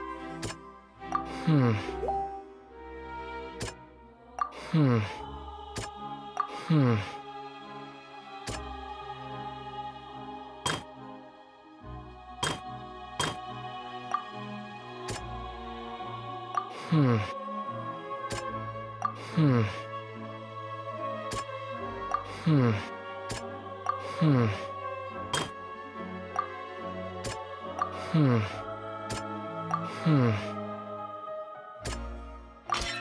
Linney did not take part in the underground altercation.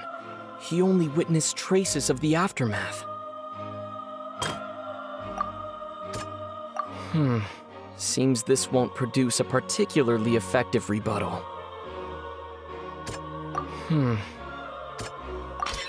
Linney went to the room that contains the Oratrice's core. This is the actual truth. Attention! Ace Detective Paimon has something to say! When the countdown started, Linney did indeed go into the tunnel. But he immediately used a vent to access the Opera House basement, which is where the underground reached that area, he heard a voice in what should have been an empty room. Since he felt something was amiss, he returned immediately. The crime scene had already developed by the time he reached the tunnel again, and in order to complete the magic trick, he did not remain there for any length of time.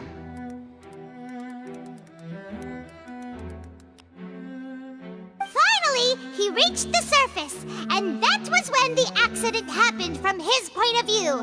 Therefore, he's innocent!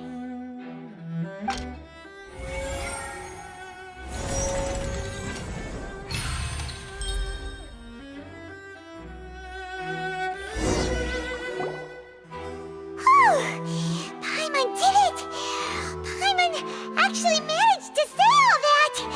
Oh, wasn't it awesome? In other words, you believe that he knew nothing of the incident? That's right!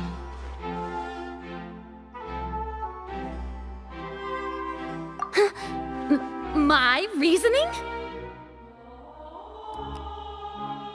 If that's the case, then if Carol hadn't entered the tunnel, who was the entire setup meant to kill? Assuming that what you say is true, Linny only needed to kidnap the young girl to cause a new disappearance case. What would the point of killing someone on stage be? Oh, they have a point. That's right, you tell him! And that's why they're partners of mine. They've managed to turn things around. Well, your denial is very strident, I'll give you that. But what proof do you have to back your claims? Of course I do. If he had been in the magic box the whole time, how could he have not heard that sound? Why do you ask? You're saying that he wasn't?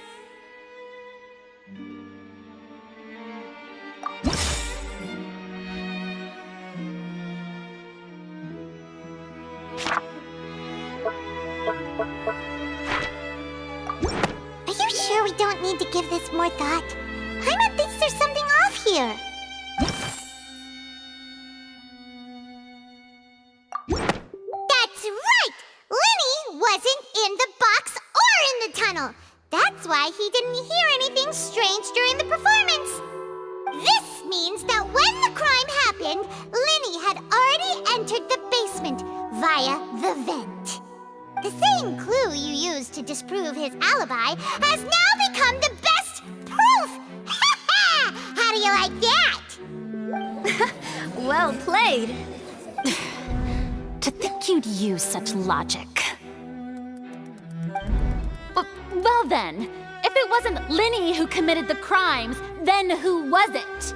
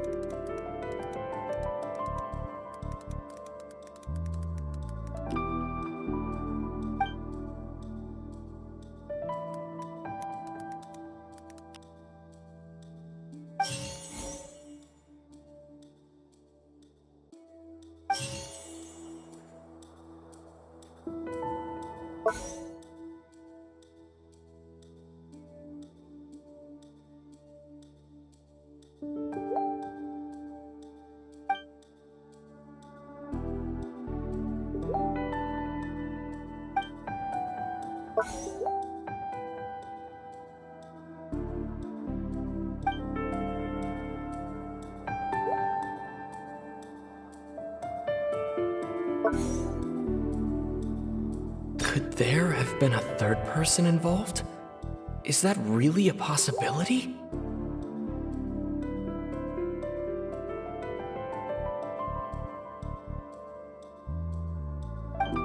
Halsey is the missing person and an ordinary audience member.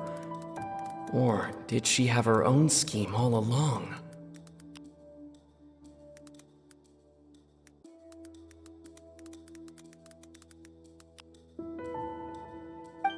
The deceased's name is Cowell, Linny's assistant. He would have been able to tamper with the equipment.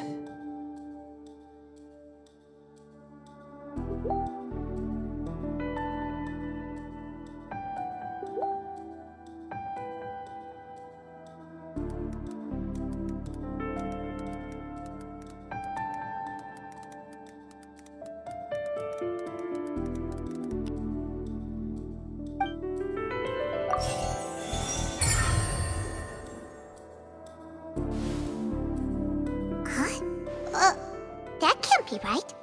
Are you serious? The killer was, in fact, Cowell, the deceased! Oh, is that so? How interesting! Let's hear your reasoning then. What I must do next is recreate the truth. What Cowell did, and how he went from would-be perpetrator to victim. No one entered or left the Opera House through its entrance.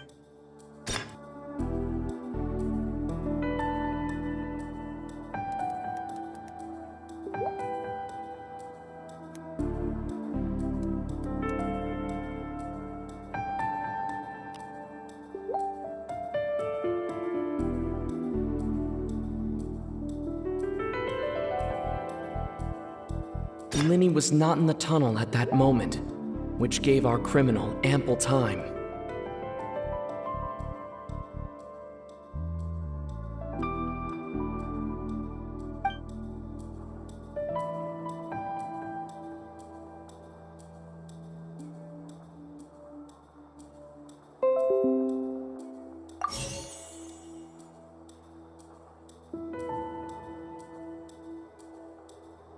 The sound we heard may have come from a clash between the missing Halsey and the criminal.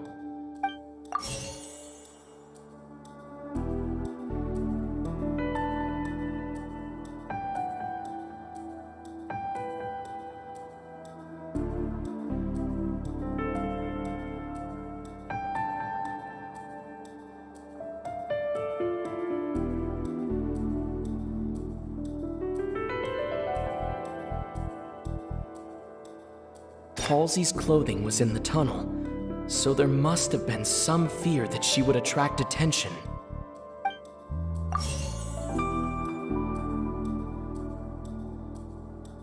Halsey's clothing was in the tunnel, so there must... The deceased's name is Cowell.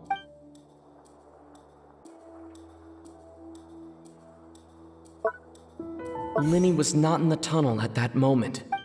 No one entered or left the opera.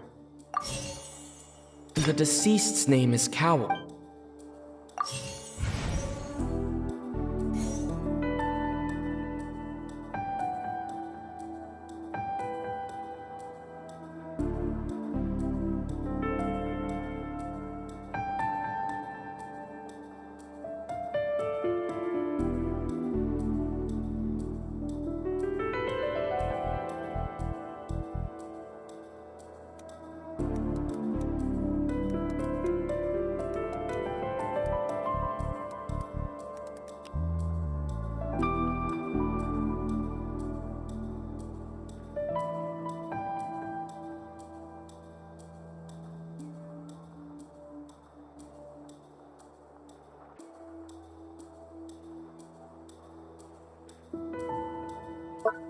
The deceased's name is Cowell.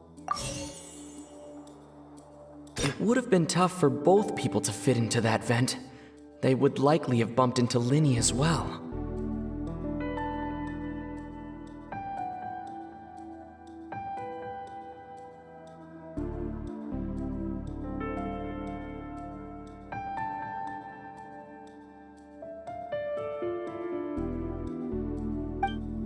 The deceased's name is Cowl.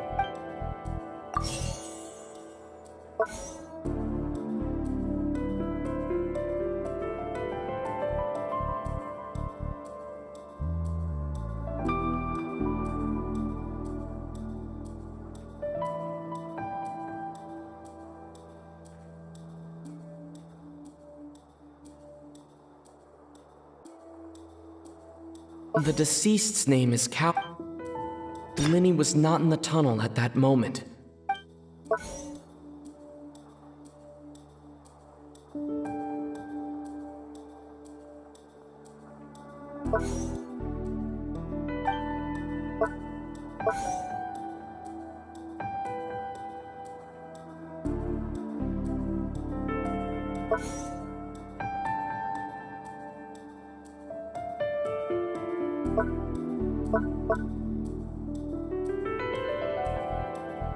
The deceased's name is Cowl.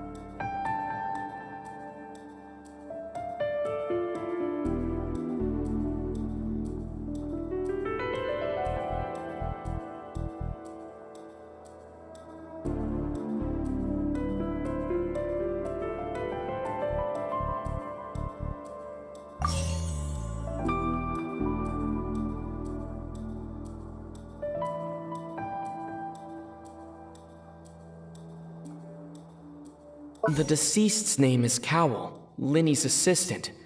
He would have been able to tamper with the equipment.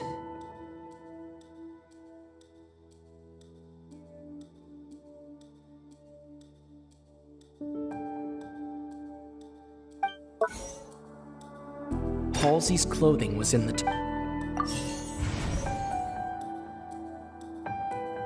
No one entered or left. It would have been tough for both people.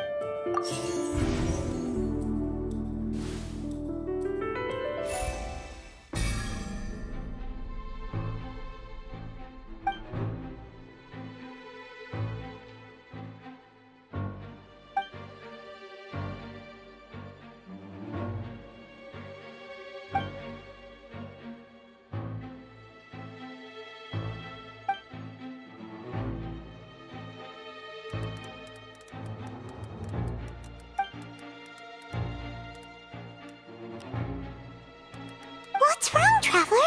Are you still having trouble figuring things out?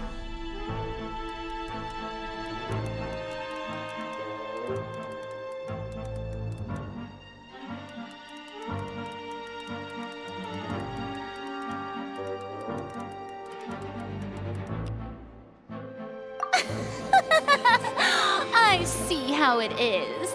So this was all just a bluff. And here I thought you had something to show for it. But it seems you're still far from the truth. Look, since we're at a dead end, why not consider a different track? Just like the trick as it transpired, the end result must have been utterly different from the magician's initial design. If only we knew how Halsey disappeared. Well, that would be nice, but the tunnel only has 3 exits, and none of them seem very likely. And it's not like this is a magic trick where you can just make a real live person disappear. You know, like you did from that water tank, Lynette.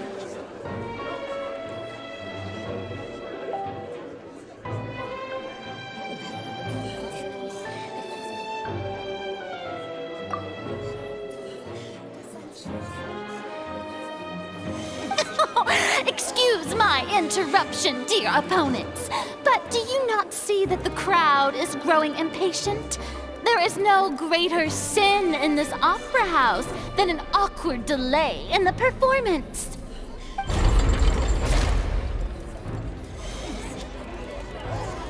If the defense is unable to make further effective arguments, we will move on to the next stage of the trial.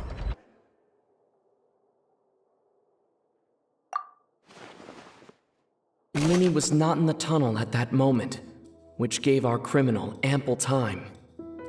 The sound we heard may have come from a clash between the missing Halsey and the criminal. The deceased's name is Cowell, Linny's assistant. He would have been able to tamper with the equipment. The vase was not broken by chance.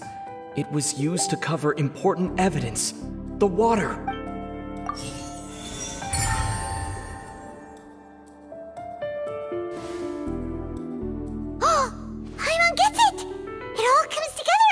Disappeared instead of being kidnapped? Lynette escaped from the water tank, vanishing gradually and leaving only clothes behind. If there's a similar method where a person could be transformed into water... Oh, just a moment, please. I do hope you know how preposterous you sound at the moment. How could a person ever be transformed into water? This is reality we're talking about here, not some magic trick. Must we really? I should think that of anyone. Your friend Linny already knows this truth very well. Magic tricks are ultimately just illusions and misdirection. But Halsey's disappearance is very real. We're talking about two completely different things. Even so, I trust the Traveler's judgment. The truth must be out there somewhere. Perhaps some new line of reasoning may open if we try to gather all the focal points that don't make sense. Since Cal was the deceased, we haven't placed much attention on him. But given that we aren't making much progress with the case, it wouldn't hurt to have a look at his belongings, would it? People really do come up with all sorts of harebrained schemes when at the end of their rope. The way I see it, your suggestion that we broaden the scope of our investigation is nothing but a tactic for stalling the trial. Nevertheless, I believe that this is a reasonable request on the part of an attorney. Since the trial does indeed appear to be at an impasse, I believe that additional evidence may help us make more progress. Guards, please step into the lounge and examine the personal effects of the deceased, Cowell.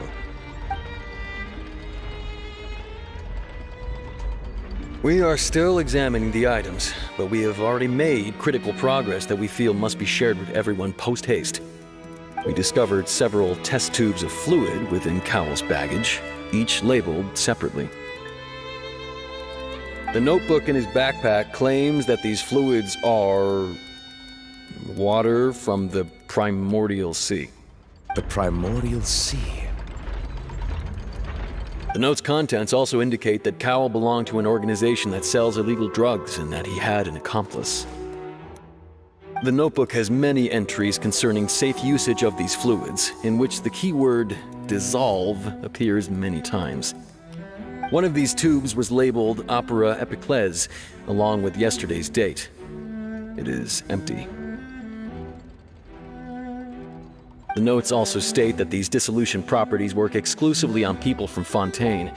It's likely that Halsey was chosen as some sort of test subject. As such, we believe that the defense's hypothesis is, in fact, supported by sufficient evidence. You've got to be kidding! People dissolving into water? Could something so ridiculous actually be true? This reminds me of the same prophecy. It's just a coincidence, isn't it? People can become water. Does that mean that the water tank's real use was as a means to hide water stains?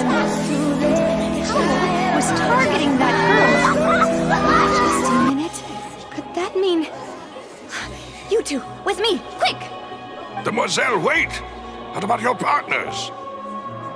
Let's go. Just trust me. Order! Order! It is undeniable that further examination of the deceased's personal effects has yielded some surprising results, but we cannot yet verify the veracity of these clues. Still, let us assume that these clues are indeed authentic, albeit with the understanding that Ms. Halsey has yet to be found. Guards, please continue examining the items along these lines. Mr. Linney, it appears your hypothesis is supported by the evidence, so please continue speaking. Of course. Thank you, Your Honor.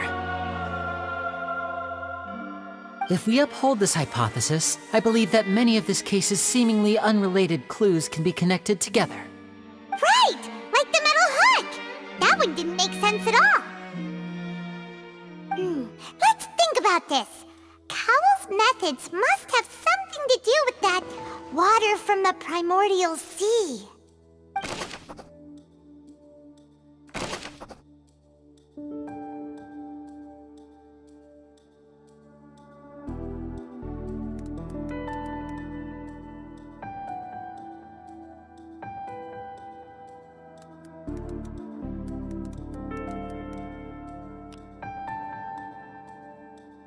The rope that held the water tank up was lit by the fireworks and snapped.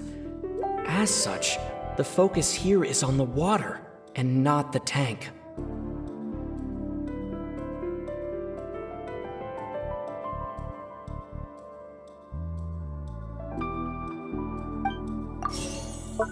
The deceased's name is Cowell, Linney's assistant. He would have been able to tamper with the equipment. Now it seems like the hook rope was not meant for another magic trick, but was instead some form of triggering mechanism.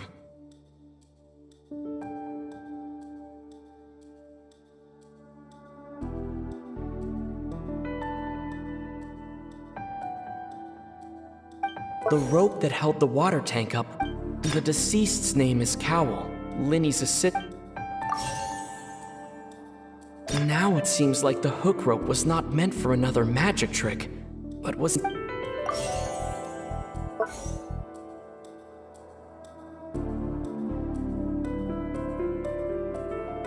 I remember there was something else within the inner layer of that box. The water from the primordial sea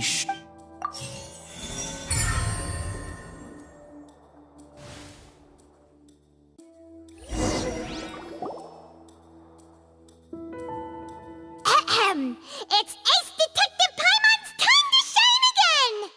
In the original plan, Cowell would tamper with the water tank rope and the number selector securing his target. When the magic box containing Halsey was lowered, the metal hook would retract gradually and pierce the balloon at the top of the box.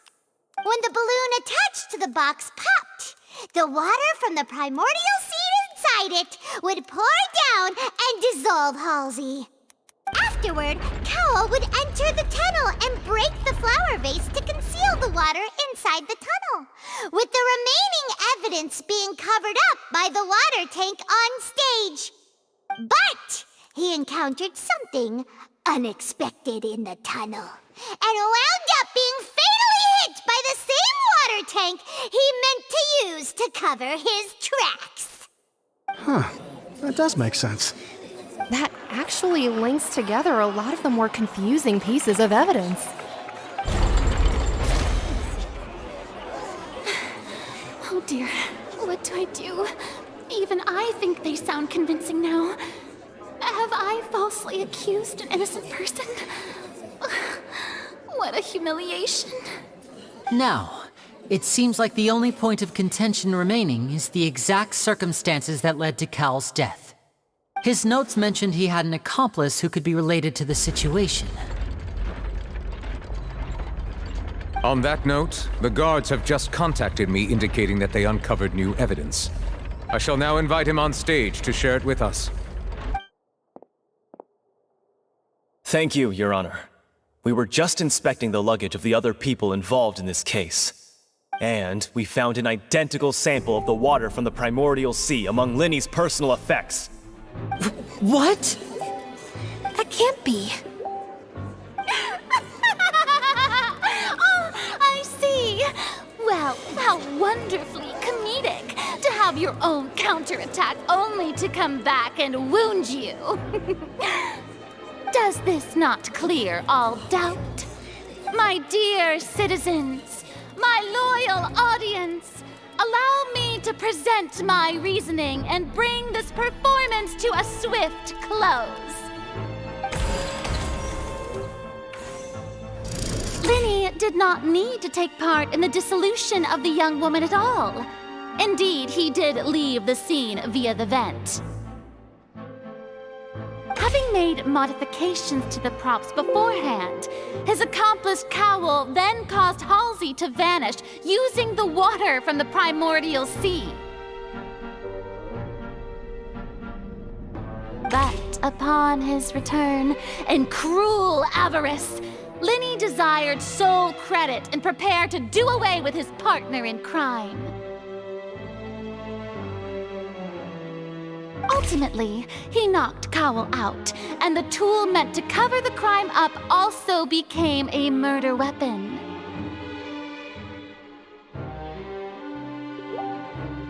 Now, as much as I regret having come to such a viciously straightforward conclusion, it does seem that the famed Fatui is quite the cold-blooded and ruthless organization.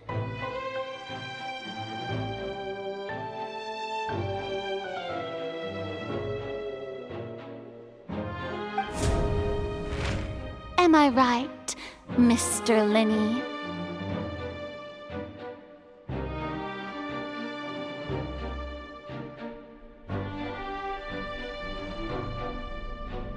We've used up all the evidence we collected. There's no way for us to make a rebuttal here. Is this the end of the road?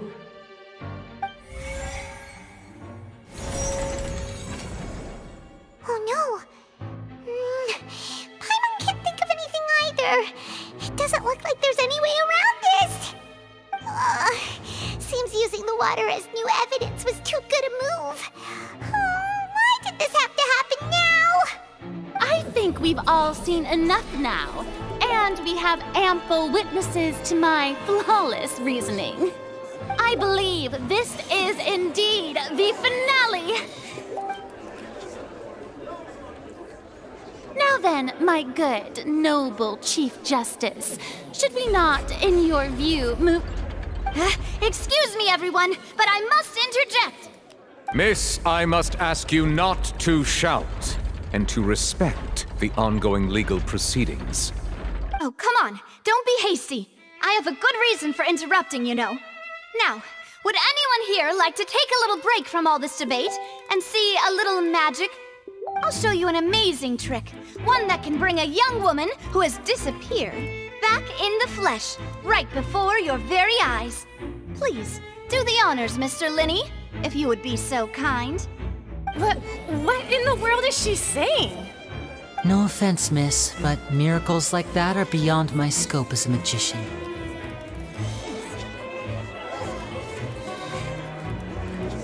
Come on now, don't be silly. Magic is all about misdirection, isn't it? It often conceals the truth while presenting a fascinating illusion. But once everyone believes the illusion, can't magic reveal the truth to them once again? And wouldn't such a trick be the most marvelous finale to today's performance? Come on, Linny and Lynette. Give it another go. Don't worry. Spina di Rosula has made the necessary arrangements on your behalf. But as the magic makers and stars of the show, I think I should leave the final performance to you. I understand.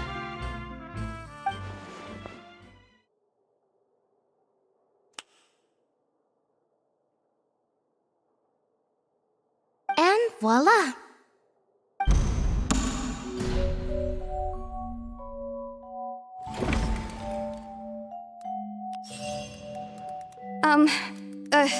Sorry for the interruption.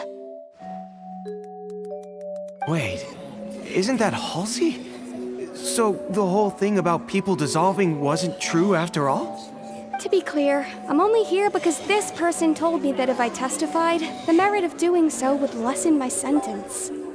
I was hiding outside this room listening to the proceedings because I was afraid that I would be the one put on trial.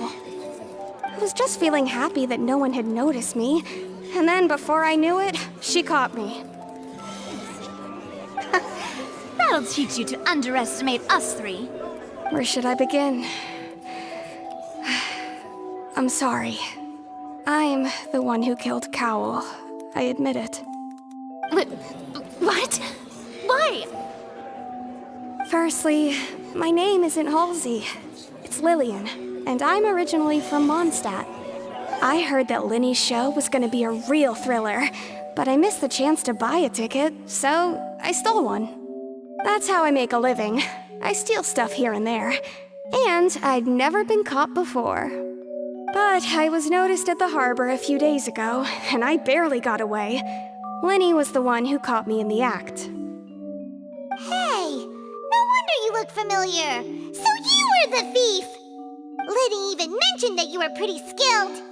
Well, and I thought that would have been the end of it, but then the number selector chose me. He even mentioned the Fortress of Meripede. That's a prison, isn't it? So you can imagine how shocked I was. I thought he was onto me for sure. So I played along with the show while looking for an opening to flee, but then I got water poured on me for no reason, and then someone jumped into the tunnel to nab me. I wasn't going to take that lying down, so I knocked him out and stuffed him into the box. There was nowhere to run from there, though, so I had to change my clothes and hide in a box containing performance costumes. I slipped out after the first guard arrived at the scene and continued hiding inside the opera house. Can a person even hide in there? But I swear I didn't know that the water tank would fall down. Really, I swear it. Had I known that, I wouldn't have put him in the magic box. I may be a thief, but I'm no killer. Well, that makes everything pretty clear now, doesn't it? This time, we need to tell the entire story from Lily-Ann's perspective.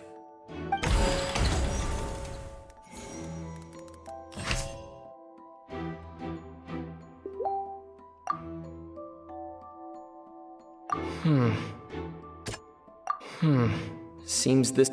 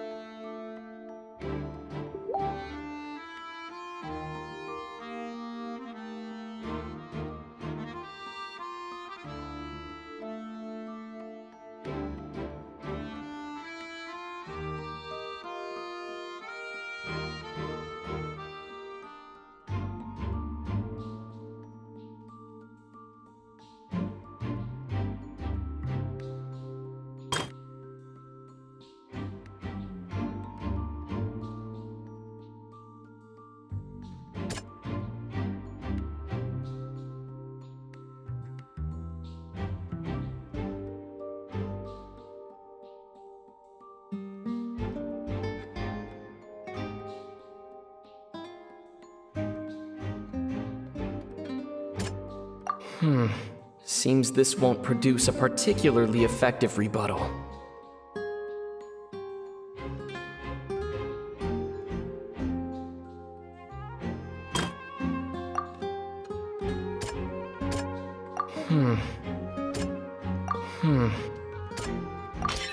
The strange sound wasn't from a fight. It was Lily-Ann's attempt to break out when she was frightened.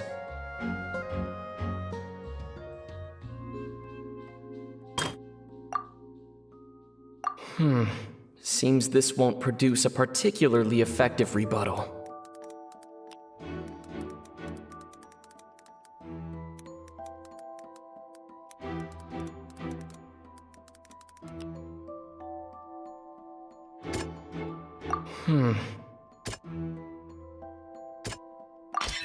The flower vase was not broken to cover anything up, but was smashed during the struggle between Lillian and Cowell.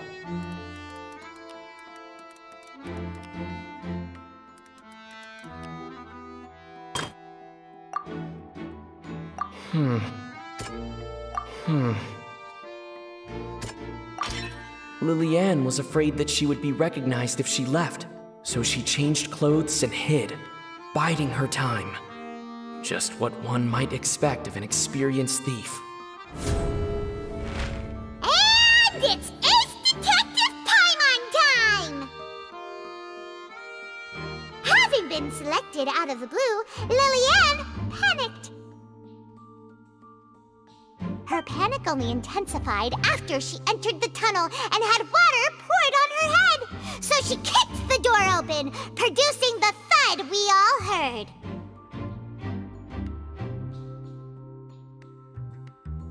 Hearing the commotion, Cowell leapt into the tunnel, only to discover that Lillian had not dissolved.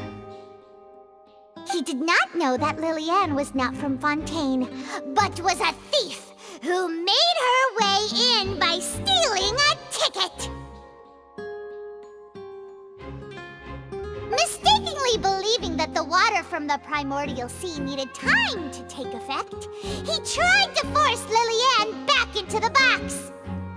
The two broke the flower vase during the struggle, but Lillian came out on top, knocking Cowell out and putting him in the box. With no way of escaping, she changed her clothes and hid in the costume trunk until the performance...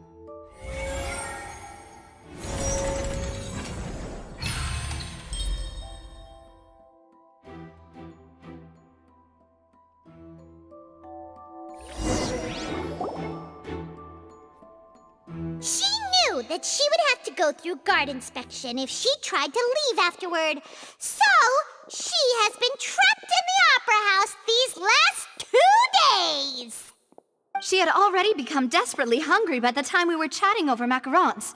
So, she swiped 2 of them right under our noses. Talk about a sneaky thief. At this point, all the events that happened in the tunnel have now come to light. Ah, so that's the whole story. Bravo! Bravo! Now then, Lady Farina, do you wish to speak against the defense's statements? Please answer the question, Lady Farina. Also, if I may add, the trial has not yet ended. As such, I request that the prosecution not leave the room before the proceedings have concluded. What? Are you reading my mind now? No, I have no further arguments. I admit defeat. But really, could you at least have left me with some dignity? Wow, look at that! She's like a deflated balloon now. If there are no objections, then as the Chief Justice of Fontaine, I shall once again repeat the full sequence of events. The actual perpetrator of the serial disappearances, Cowell, selected his next victim from the audience reservation list. With some modifications to the selector, he could ensure that the pre-selected young woman would be chosen. To cover up any evidence while committing the deed, Cowell thought of allowing the water tank to fall, which would conceal the water left behind after the young woman was dissolved.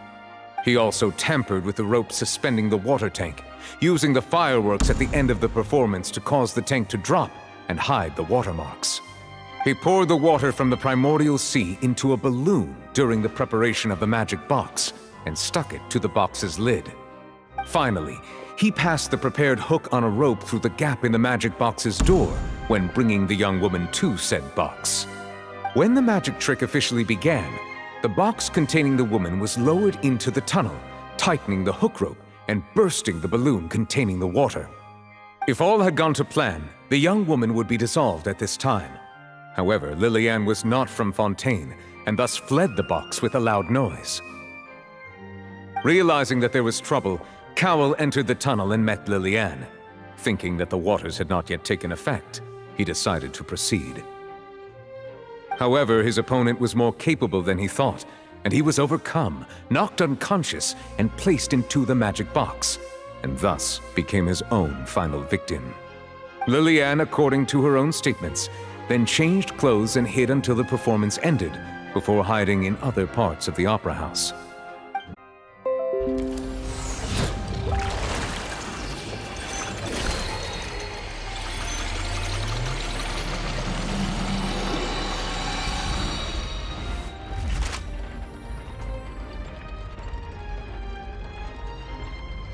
As such, Linny and Lynette are officially declared not guilty.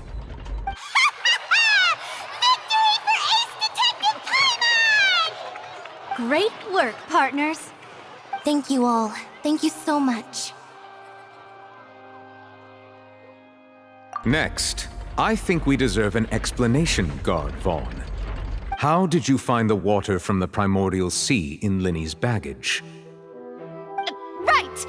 Your discovery caused me to make a serious mistake, you know. Or was that not a discovery, but false evidence that you dared to bring before this court? I suspect that the accomplice mentioned in Cowell's notes was not Linny, but you, yes?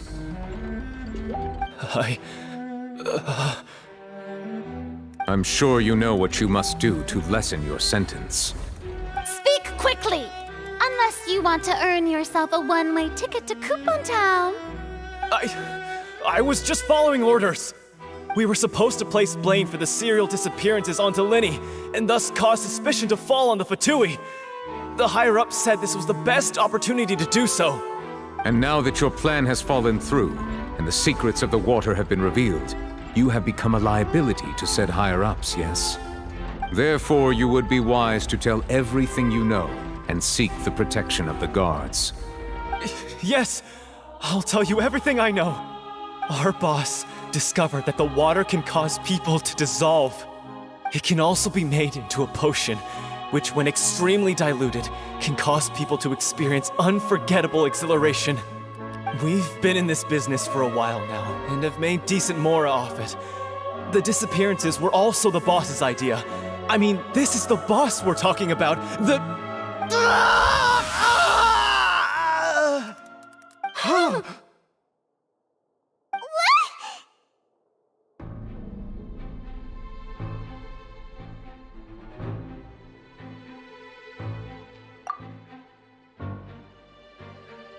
And now he can no longer talk. Such ruthlessness. I shouldn't have expected any less of them. An outrageous act. All present, please submit to inspection immediately.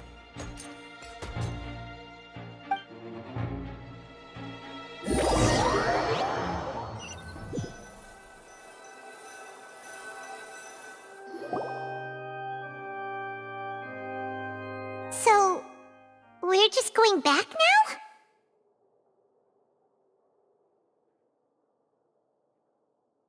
That's true, but... Traveler, Paimon! Please wait.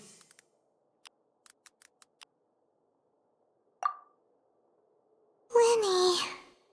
I know you may not want to speak to me right now. Maybe you don't even want to look at me.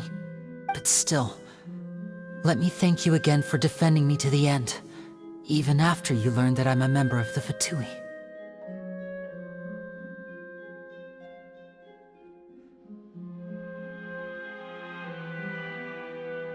I guess. But regardless, I'd like the opportunity to set things straight. I didn't approach you with any ulterior motives or ill intent. I've spoken to you as myself, just plain Linny this entire time. As for why I'm a Fatus, it's because the goals of the House of the Hearth align with those of an orphan like me. That's all. That was how Father, who you might know as the Knave, approached recruiting us back then too. The Knave? The one who controls the House of the Hearth? She's your father? That's right. And since we're here, I was wondering, would you mind hearing a story? It's about my past. Back when our parents first died, Lynette and I were left wandering the streets. To survive, I took to surreptitiously observing an older street performer who did magic. It took me several days to figure out how he pulled off his amazing tricks. I took my sister through several streets until we found a crowded corner, and we began to perform magic tricks there.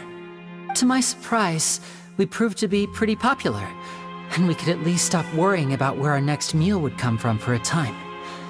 But I didn't want my sister to remain a street rat together with me forever. Before long, an aristocrat came to me and claimed that he wished to take us in after watching my performances. So you went from orphans to nobility just like that? That was how we felt at first, too. As if fate was on our side and we could say goodbye to those painful days. But I gradually discovered that while we were called foster children, he was really after my talent for magic tricks. He would constantly take me to all sorts of banquets to garner attention, which he would then use to expand his social circles. That doesn't seem too bad either. Better than roaming the streets at any rate. It took a while for me to realize just how dark his heart really was. After one particular performance at a banquet, I discovered that Lynette was not on the same return vehicle as me. I waited a long time after we returned home, but she did not come back. I went to that noble's bedroom and asked him about her whereabouts. The answer he gave me was, she caught the eye of the most eminent person at the banquet, so I sent her over as a gift.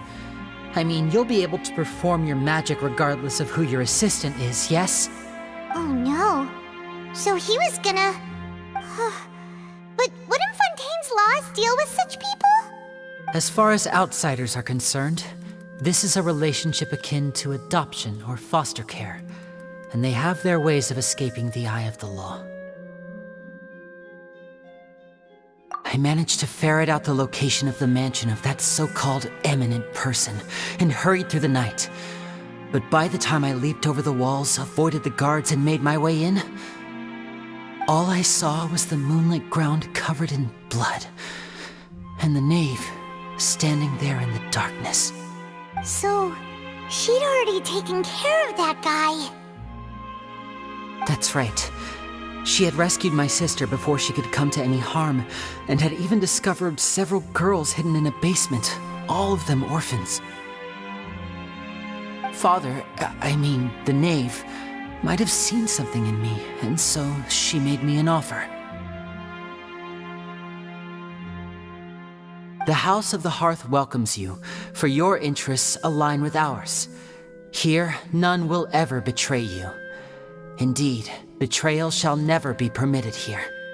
I was hesitant to trust her. I had just been betrayed by nobles. But she was also quick to destroy the noble who had taken us in at first, giving us back our freedom. Oh, so that's how the two of you joined the House of the Hearth.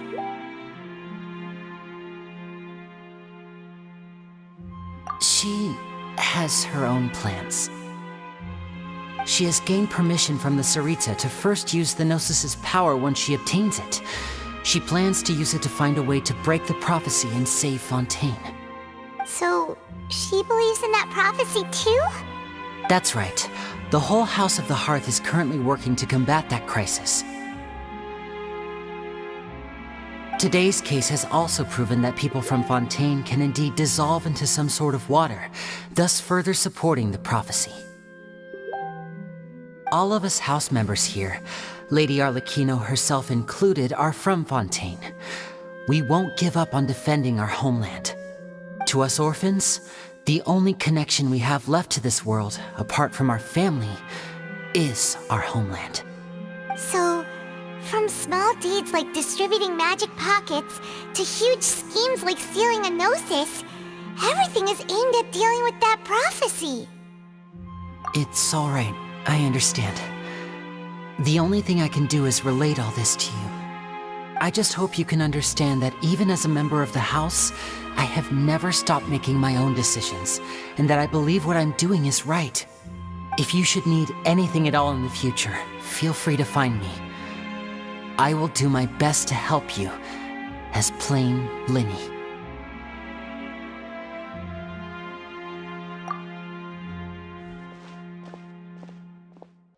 Bye, Linny!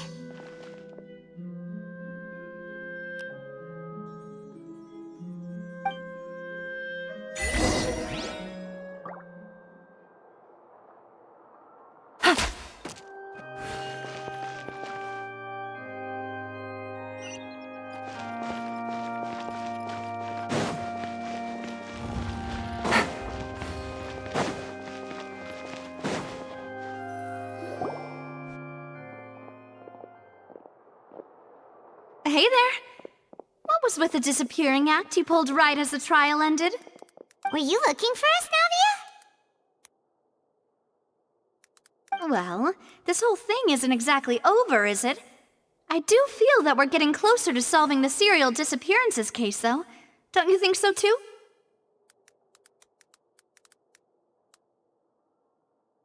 Huh? What's wrong, my dear partner? Besides, are you sure we're the ones who can crack a case that's been cold for decades now?